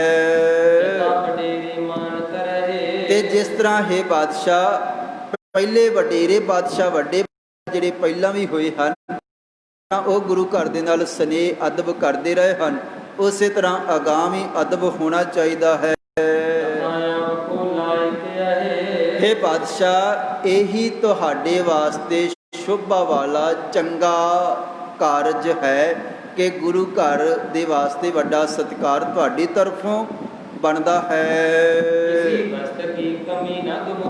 ਤੇ ਕਿਸੇ ਵੀ ਤਰ੍ਹਾਂ ਦੀ ਜ਼ਮੀਨ ਦੀ, ਦੌਲਤ ਦੀ, ਰਾਜ ਭਾਗ ਦੀ, ਐਸ਼ੋ ਆਰਾਮ ਦੀ ਕਿਸੇ ਤਰ੍ਹਾਂ ਦੀ ਕਮੀ ਨਹੀਂ ਹੈ। ਸਾਰਾ ਕੁਝ ਤੁਹਾਡੇ ਕੋਲ ਹੈ। ਤੇ ਕਹਿਣ ਲੱਗੇ, ਬਹੁਤ ਸਿੱਧੇ ਢੰਗ ਦੇ ਨਾਲ ਬਾਦਸ਼ਾਹ ਨੂੰ ਰਹਿਣਾ ਚਾਹੀਦਾ, ਪੀਰਾਂ ਫਕੀਰਾਂ ਦਾ ਸਤਿਕਾਰ ਕਰਨਾ ਚਾਹੀਦਾ ਹੈ। ਮਨ ਦੇ ਵਿੱਚੋਂ ਜਿਹੜਾ ਗਮ ਹੈ ਜਾਂ ਈਰਖਾ ਛੱਡ ਦੇਣੀ ਚਾਹੀਦੀ ਹੈ। ਤੇ ਹੁਣ ਕੁਟਲ ਜਿਹੜੀ ਹੋਰ ਨੀਤੀ ਹੈ ਗੁਰੂ ਘਰ ਦੇ ਨਾਲ ਵੈਰ ਵਿਰੋਧ ਵਾਲੀ, ਉਹ ਸਾਰੀ ਤਿਆਗ ਦੇਣੀ ਚਾਹੀਦੀ ਹੈ। ਉਹ ਆਪਣੇ ਘਰ ਮਾਹੀ, ਔਰ ਆਪਣੇ ਘਰ ਦੇ ਵਿੱਚ ਰਹਿ ਕਰਕੇ ਪਹਿਲੇ ਬਾਦਸ਼ਾਹ ਦੀ ਤਰ੍ਹਾਂ ਆਨੰਦ ਤੇ ਸੁੱਖ ਭੋਗੋ। ਵਾਰ-ਵਾਰ ਸੈਨਾ ਭੇਜ ਕੇ ਇੰਨਾ ਵੱਡਾ ਨੁਕਸਾਨ ਕਰਕੇ ਕਿਉਂ ਪਰੇਸ਼ਾਨ ਹੁੰਦੇ ਹੋ? ਇਹਦੇ ਵਿੱਚ ਹਾਨੀ ਹੈ। ਇਸ ਕਰਕੇ ਸਤਿਕਾਰ ਕਰੋ ਤੇ ਹਮੇਸ਼ਾ ਸੁਖੀ ਵਸੋ ਜੀ। ਉਪਦੇਸ਼ ਸਭ ਮਨ ਪੁਰਿਓ। ਤੇ ਹੁਣ ਬਾਦਸ਼ਾਹ ਨੇ ਜਦੋਂ ਇਹ ਸਾਰੀਆਂ ਗੱਲਾਂ, ਇੱਕ ਤਾਂ ਵਜ਼ੀਰ ਖਾਨ ਨੇ ਵੀ ਇਹੀ ਸਲਾਹ ਦਿੱਤੀ ਹੈ, ਤੇ ਵਜ਼ੀਰ ਖਾਨ ਨੇ ਆਖਿਆ ਕਿ ਚਿੱਠੀ ਦੇ ਵਿੱਚ ਵੀ ਸਾਰਾ ਕੁਝ ਇਸ ਤਰ੍ਹਾਂ ਹੀ ਲਿਖਿਆ ਹੋਇਆ ਹੈ। ਤੇ ਬਾਦਸ਼ਾਹ ਨੂੰ ਜਦੋਂ ਇਸ ਤਰ੍ਹਾਂ ਵਜ਼ੀਰ ਖਾਨ ਨੇ ਆਪਣੇ ਢੰਗ ਦੇ ਨਾਲ ਸਮਝਾਇਆ ਹੈ, ਇਸ ਕਰਤ ਲੱਖ ਪਛਤਾਵਣ ਕਰਿਓ। ਤੇ ਬਾਦਸ਼ਾਹ ਨੂੰ ਵੀ ਆਪਣੀ ਵਾਰ-ਵਾਰ ਕੀਤੀ ਹੋਈ ਜਿਹੜੀ ਭੁੱਲ ਹੈ ਉਹਦਾ ਪਛਤਾਵਾ ਹੋਇਆ ਹੈ ਕਿ ਠੀਕ ਆਖਦਾ ਹੈ ਵਜ਼ੀਰ ਖਾਨ, ਮੈਂ ਪੈਂਦੇ ਖਾਨ ਦੇ ਪਿੱਛੇ ਲੱਗਿਆ। ਪਹਿਲਾਂ ਵੀ ਸਮਝਾਇਆ ਗਿਆ, ਤੁਸੀਂ ਇਹੀ ਸਲਾਹ ਦਿੱਤੀ, ਤੇ ਪਰ ਕਿਉਂਕਿ ਪੈਂਦੇ ਖਾਨ ਕਹਿ ਰਿਹਾ ਸੀਗਾ ਕਿ ਹੇ ਬਾਦਸ਼ਾਹ ਮੇਰੇ ਨਾਲ ਸੈਨਾ ਤਾਂ ਭੇਜੋ। 3 ਵਾਰ ਤੁਹਾਡੀ ਬਹੁਤ ਵੱਡੀ ਹਾਰ ਹੋਈ ਹੈ, ਇਸ ਵਾਰੀ ਹਾਰ ਨਹੀਂ ਹੋਏਗੀ, ਇਸ ਵਾਰੀ ਬਹੁਤ ਵੱਡੀ ਜਿੱਤ ਹੋਏਗੀ। ਦੁਨੀਆ ਦੇ ਵਿੱਚ ਬਾਦਸ਼ਾਹ ਦੀ ਸੈਨਾ 3 ਵਾਰੀ ਹਾਰੀ ਹੈ। ਇਸ ਤਰ੍ਹਾਂ ਦੀਆਂ ਗੱਲਾਂ ਹੋ ਰਹੀਆਂ ਸਨ ਤੇ ਮੈਂ ਉਹਨਾਂ ਨੂੰ ਮਿਟਾਉਣ ਸੀਗਾ। ਬਹੁਤ ਵੱਡੀ ਗਲਤੀ ਮੇਰੇ ਕੋਲੋਂ ਹੋਈ ਹੈ। ਬਾਦਸ਼ਾਹ ਨੇ ਪਛਤਾਵਾ ਕੀਤਾ ਹੈ ਆਪਣੀ ਸੈਨ ਮਰਾਈ। ਤੇ ਕਹਿਣ ਲੱਗਾ ਤੂੰ ਠੀਕ ਘਰ ਦੇ ਨਾਲ ਮੱਥਾ ਲਾ ਕਰਕੇ 4 ਵਾਰੀ ਬਹੁਤ ਵੱਡੀ ਆਪਣੀ ਸੈਨਾ ਮੈਂ ਮਰਵਾ ਲਈ ਹੈ, ਤੇ ਕਦੇ ਵੀ ਥੋੜਾ ਵੀ ਜਿਹੜਾ ਕਾਰਜ ਸਾਡਾ ਬਣਿਆ ਨਹੀਂ, ਸੌਰਿਆ ਨਹੀਂ ਹੈ। ਤੇ ਉਸੇ ਵੇਲੇ ਫਿਰ ਬਾਦਸ਼ਾਹ ਜਿਹੜਾ ਸ਼ਾਹਜਹਾਨ ਹੈ ਉਹਨੇ ਹੱਥ ਜੋੜੇ, ਹੱਥ ਜੋੜ ਗੁਰਦਿਸ ਮੁਖ ਕਰਕੇ ਤੇ ਗੁਰੂ ਘਰ ਵਾਲੇ ਪਾਸੇ ਕਰਕੇ ਕਹਿਣ ਲੱਗੇ, ਹੱਥ ਜੋੜ ਗੁਰਦਿਸ਼ ਮੁਖ ਕਰਕੇ ਬੜੀ ਭਾਵਨਾ ਦੇ ਨਾਲ ਮੂੰਹ ਇੱਧਰ ਨੂੰ ਜਦੋਂ ਕੀਤਾ ਹੈ, ਤੇ ਹੁਣ ਅਦਬ ਦੇ ਨਾਲ ਗੁਰੂ ਘਰ ਦਾ ਸਤਿਕਾਰ ਕੀਤਾ ਹੈ, ਸਿਜਦਾ ਕੀਤਾ ਹੈ, ਮੱਥਾ ਝੁਕਾਇਆ ਹੈ ਬਾਦਸ਼ਾਹ ਨੇ। ਔਰ ਗੁਰੂ ਘਰ ਦਾ ਬਹੁਤ ਵੱਡਾ ਸਤਿਕਾਰ, ਤੇ ਉੱਥੇ ਹੀ ਅਰਦਾਸ ਕਰਦਾ ਹੈ,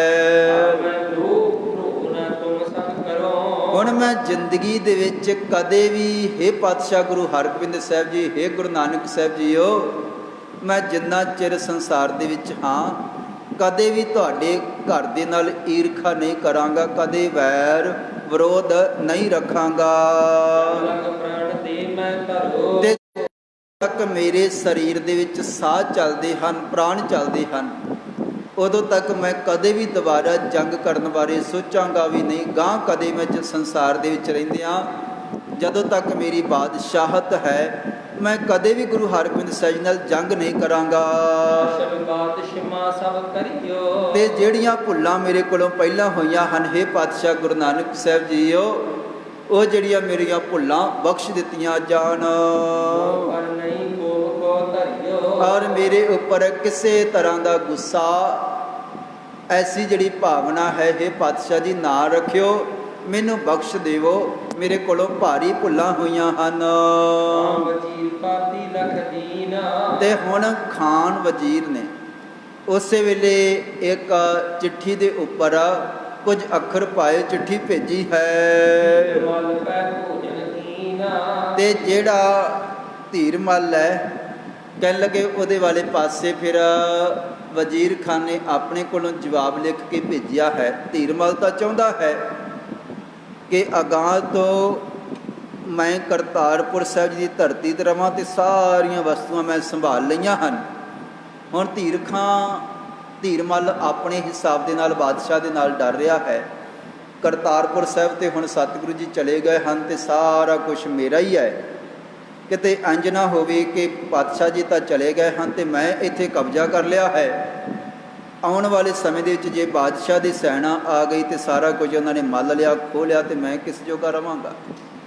ਇਸ ਕਰਕੇ ਧੀਰਮਲ ਚਾਹੁੰਦਾ ਸੀਗਾ ਕਿ ਮੈਂ ਬਾਦਸ਼ਾਹ ਦੇ ਨਾਲ ਸੁਲ੍ਹਾ ਕਰ ਲਵਾਂ, ਤਾਂ ਕਰਕੇ ਮੇਰਾ ਅਗਾਂਹ ਨੁਕਸਾਨ ਨਾ ਕਿਸੇ ਤਰ੍ਹਾਂ ਦਾ ਹੋਵੇ, ਮੈਂ ਆਹ ਸਾਰਾ ਕੁਛ ਮੇਰਾ ਹੋਵੇ, ਮੈਂ ਇੱਥੇ ਰਵਾਂ, ਸੁੱਖ ਭੋਗਾਂ, ਜੋ ਮਨ ਆਉਂਦਾ ਉਹ ਕਰਾਂ, ਤੇ ਬਾਦਸ਼ਾਹ ਦੀ ਫੌਜ ਮੇਰਾ ਨੁਕਸਾਨ ਨਾ ਕਰੇ। ਤੇ ਇੰਨੇ ਧੀਰਮਲ ਨੇ ਬਾਦਸ਼ਾਹ ਦੀ ਇਸ ਕਰਕੇ ਅਧੀਨਗੀ ਕਬੂਲ ਕਰ ਲਈ ਸੀਗੀ ਕਿ ਮੈਨੂੰ ਕੋਈ ਅਗਾਂਹ ਮੇਰੇ ਨਾਲ ਕਿਸੇ ਦਾ ਕੋਈ ਬਖੇੜਾ ਨਾ ਹੋਵੇ। ਹੁਣ ਅੱਗੋਂ ਫਿਰ ਵਜ਼ੀਰ ਖਾਨ ਨੇ ਚਿੱਠੀ ਦਾ ਉੱਤਰ ਲਿਖ ਕੇ ਭੇਜਿਆ ਹੈ। ਹੋਰ ਘਰ ਸੋਨੇ ਸਾਬ ਗਾਲਿਓ। ਤੇ ਕਹਿਣ ਲੱਗੇ ਕਿ ਗਾਂ ਬਾਦਸ਼ਾਹ ਕਦੇ ਵੀ ਗੁਰੂ ਘਰ ਦੇ ਨਾਲ ਕਿਸੇ ਵੀ ਤਰ੍ਹਾਂ ਦਾ ਕਰਤਾਰਪੁਰ ਸਾਹਿਬ ਜੀ ਦੀ ਧਰਤੀ ਦੇ ਨਾਲ ਕੋਈ ਬਖੇੜਾ ਨਹੀਂ ਬਾਦਸ਼ਾਹ ਕਰੇਗਾ। ਗੁਰ ਘਰ ਸੋਨੇ ਬਾਦਸ਼ਾਹ ਨੇ ਪ੍ਰਣ ਕਰ ਲਿਆ ਹੈ ਕਿ ਉਹ ਕਦੇ ਵੀ ਅਗਾਂਹ ਗੁਰੂ ਘਰ ਦੇ ਨਾਲ ਕਿਸੇ ਤਰ੍ਹਾਂ ਦਾ ਜੰਗ ਯੁੱਧ ਕੋਈ ਸੈਨਾ ਨਹੀਂ ਭੇਜੇਗਾ। ਔਰ ਬਾਦਸ਼ਾਹ ਨੇ ਤਾਂ ਬੰਦਨਾ ਕੀਤੀ ਹੈ, ਹੱਥ ਜੋੜੇ ਹਨ, ਗੁਰੂ ਘਰ ਵੱਲ ਮੂੰਹ ਕਰਕੇ ਸਜਦਾ ਕਰ ਲਿਆ ਹੈ ਤੇ ਪ੍ਰਣ ਬੰਦਨ ਕਰੀ ਭਇਓ ਅਨੁਸਾਰੇ ਤੱਕ ਮੈਂ ਸਤਿਕਾਰ ਕਰਾਂਗਾ, ਕਦੇ ਬਖੇੜਾ ਨਹੀਂ ਕਰਾਂਗਾ, ਕਦੇ ਮੱਥਾ ਨਹੀਂ ਲਾਵਾਂਗਾ ਗੁਰੂ ਘਰ ਦੇ ਨਾਲ। ਬਾਦਸ਼ਾਹ ਨੇ ਤਾਂ ਇਸ ਤਰ੍ਹਾਂ ਦਾ ਪ੍ਰਣ ਕਰ ਲਿਆ ਹੈ। ਤੇ ਇਹ ਜਵਾਬ ਲਿਖ ਕਰਕੇ ਧੀਰਮਲ ਦੇ ਕੋਲ ਉਹ ਦੂਤ ਪਹੁੰਚਿਆ ਹੈ। ਤੇ ਧੀਰਮਲ ਵੀ ਪੜ੍ਹ ਕੇ ਖੁਸ਼ ਹੋ ਗਿਆ ਕਿ ਚਲੋ ਠੀਕ ਹੈ, ਜੇ ਬਾਦਸ਼ਾਹ ਅਗਾਂਹ ਕਿਸੇ ਤਰ੍ਹਾਂ ਦਾ ਜੰਗ ਨਹੀਂ ਕਰੇਗਾ, ਕੋਈ ਸੈਨਾ ਨਹੀਂ ਭੇਜੇਗਾ, ਕਰਤਾਰਪੁਰ ਸਾਹਿਬ ਜੀ ਨੂੰ ਉਜਾੜਨ ਵਾਸਤੇ ਦੁਬਾਰਾ ਕੋਈ ਹੱਲਾ ਨਹੀਂ ਕਰੇਗਾ, ਤੇ ਇਹ ਗੱਲ ਠੀਕ ਹੈ, ਚੰਗੀ ਹੈ। ਹੁਣ ਧੀਰਮਲ ਇਹ ਸਾਰਾ ਕੁਝ ਪੜ੍ਹ ਕੇ ਬੜਾ ਖੁਸ਼ ਹੋਇਆ ਹੈ। ਕਹਿਣ ਲੱਗੇ ਬਾਦਸ਼ਾਹ ਦੇ ਘਰ ਦੇ ਵਿੱਚ, ਬਾਦਸ਼ਾਹ ਦੇ ਮਹਿਲਾਂ ਦੇ ਵਿੱਚ ਤਾਂ ਸਾਰਾ ਕੁਝ ਇਹ ਹੋਇਆ ਹੈ। ਕਹਿਣ ਲੱਗੇ ਹੁਣ ਬੜੀ ਸੁਖਮਈ ਤੇ ਗੁਰੂ ਹਰਗੋਬਿੰਦ ਸਾਹਿਬ ਜੀ ਦੇ ਘਰ ਦੀ ਮਹਿਮਾ, ਗੁਰੂ ਹਰਗੋਬਿੰਦ ਸਾਹਿਬ ਜੀ ਵਾਲੇ ਸਤ ਆਈ ਹੈ ਦੀ ਹਾਲ ਕਰ ਰਹੇ ਹਨ। ਕਵੀ ਜੀ ਲਿਖਦੇ ਹਨ ਕਿ ਬਾਦਸ਼ਾਹ ਨੇ ਤਾਂ ਗਾਂ ਪ੍ਰਣ ਕਰ ਲਿਆ ਹੈ, ਸੀਸ ਝੁਕਾ ਦਿੱਤਾ ਹੈ, ਗੁਰੂ ਘਰ ਦੇ ਵੱਲ ਸਜਦਾ ਕਰ ਦਿੱਤਾ ਹੈ ਕਿ ਮੈਂ ਅਗਾਂਹ ਕੋਈ ਜੰਗ ਨਹੀਂ ਕਰਾਂਗਾ। ਤੇ ਬਾਦਸ਼ਾਹ ਨੇ ਫਿਰ ਕੀਤਾ ਵੀ ਇਸ ਤਰ੍ਹਾਂ ਹੀ ਹੈ। ਭਾਵੇਂ ਬਾਅਦ ਵਿੱਚ ਵੀ ਕਈਆਂ ਜਾਣਿਆਂ ਨੇ ਆਖਿਆ ਕਿ ਸਤਿਗੁਰਾਂ ਦੇ ਕੋਲ ਤਾਂ ਬਹੁਤ ਵੱਡੀ ਸੈਨਾ ਹੈ, ਆਉਣ ਵਾਲੇ ਸਮੇਂ ਦੇ ਵਿੱਚ ਤੇ ਰਾਜ ਕਰਨਗੇ। ਪਰ ਬਾਦਸ਼ਾਹ ਨੇ ਕਿਆ ਕਹਿਣ ਲੱਗੀ ਕਿ ਨਹੀਂ, ਪਹਿਲਾਂ 4 ਵਾਰੀ ਮੈਂ ਯੁੱਧ ਕਰ ਲਏ ਹਨ ਤੇ ਅਗਾਂਹ ਮੈਂ ਕਿਸੇ ਤਰ੍ਹਾਂ ਦਾ ਜੰਗ ਗੁਰੂ ਘਰ ਦੇ ਨਾਲ ਨਹੀਂ ਕਰਾਂਗਾ, ਮੈਂ ਸਾਰਾ ਕੁਝ ਛੱਡ ਦਿੱਤਾ ਹੈ। ਹੁਣ ਬਾਦਸ਼ਾਹ ਹਮੇਸ਼ਾ ਵਾਸਤੇ ਗੁਰੂ ਨਾਨਕ ਸਾਹਿਬ ਜੀ ਦੇ ਘਰ ਦੇ ਅੱਗੇ ਝੁਕ ਗਿਆ ਹੈ। ਔਰ ਇੱਧਰ ਸ਼੍ਰੀ ਕੀਰਤਪੁਰ ਸਾਹਿਬ ਜੀ ਦੀ ਪਵਿੱਤਰ ਧਰਤੀ 'ਤੇ ਪਹੁੰਚ ਕਰਕੇ 6ਵੇਂ ਪਾਤਸ਼ਾਹ ਜੀ ਕਿਵੇਂ ਜਗਤ ਜਲੰਦੇ ਦਾ ਭਲਾ ਕਰਦੇ ਹਨ, ਸੰਗਤਾਂ ਨੂੰ ਤਾਰਦੇ ਹਨ, ਨਿਹਾਲ ਕਰਦੇ ਹਨ। ਆਉਣ ਵਾਲੇ ਦਿਨਾਂ ਦੇ ਵਿੱਚ ਆਪਾਂ ਅਗਲਾ ਜਿਹੜਾ ਇਤਿਹਾਸ ਹੈ ਸਰਵਣ ਕਰਾਂਗੇ। ਸਮਾਂ ਸਮਾਪਤ ਹੈ। ਆਓ ਕੁਝ ਕੁ ਸਮੇਂ ਵਾਸਤੇ ਸਰਬੱਤ ਦੇ ਭਲੇ ਵਾਸਤੇ, ਜਗਤ ਜਲੰਦੇ ਦੀ ਤੰਦਰੁਸਤੀ ਵਾਸਤੇ, ਚੜ੍ਹਦੀ ਕਲਾ ਵਾਸਤੇ ਆਪਾਂ ਸਿਮਰਨ ਦੇ ਵਿੱਚ ਹਾਜ਼ਰੀ ਭਰਦੇ ਹਾਂ। ਭਾਵਨਾ ਸਹਿਤ ਇਕਾਗਰਤਾ ਦੇ ਨਾਲ ਸਾਰੀ ਸੰਗਤ ਆਓ ਸਿਮਰਨ ਦੇ ਵਿੱਚ ਹਾਜ਼ਰੀ ਭਰੀਏ ਜੀ। ਵਾਹਿਗੁਰੂ ਵਾਹਿਗੁਰੂ ਵਾਹਿਗੁਰੂ ਵਾਹਿਗੁਰੂ ਵਾਹਿਗੁਰੂ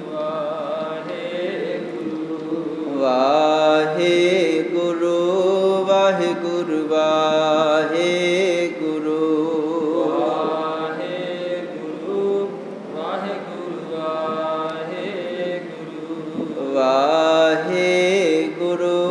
ਵਾਹਿਗੁਰੂ ਵਾਹਿਗੁਰੂ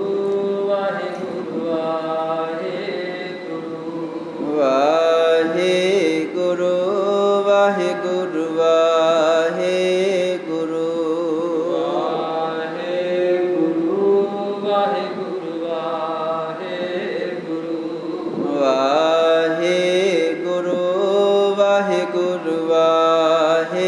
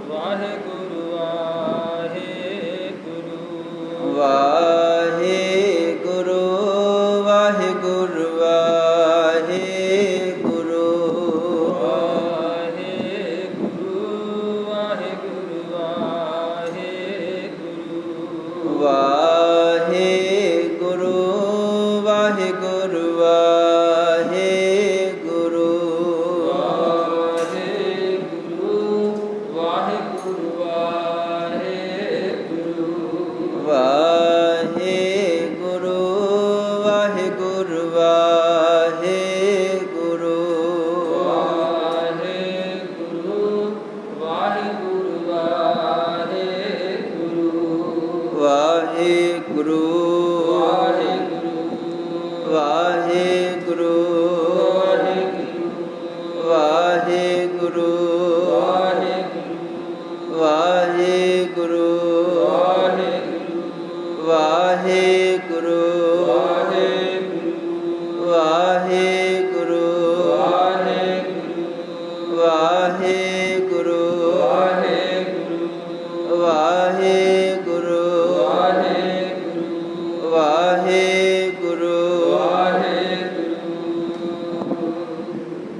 ਨਾਨਕ ਨਾਮ ਚੜ੍ਹਦੀ ਕਲਾ ਤੇਰੇ ਭਾਣੇ ਸਰਬੱਤ ਦਾ ਭਲਾ। ਵਾਹਿਗੁਰੂ ਜੀ ਕਾ ਖਾਲਸਾ ਵਾਹਿਗੁਰੂ ਜੀ ਕੀ ਫਤਿਹ। ਸਿੱਖ ਧਰਮ ਦੀ ਹਰ ਗਤੀਵਿਧੀ ਅਤੇ ਗੁਰਬਾਣੀ ਵਾਸਤੇ ਹੁਣੇ ਸਬਸਕ੍ਰਾਈਬ ਕਰੋ ਗੁਰਬਾਣੀ ਅਖੰਡ ਬਾਣੀ ਅਤੇ ਨੋਟੀਫਿਕੇਸ਼ਨਸ ਵਾਸਤੇ ਬੈਲ ਨੂੰ ਰਿੰਗ ਕਰੋ।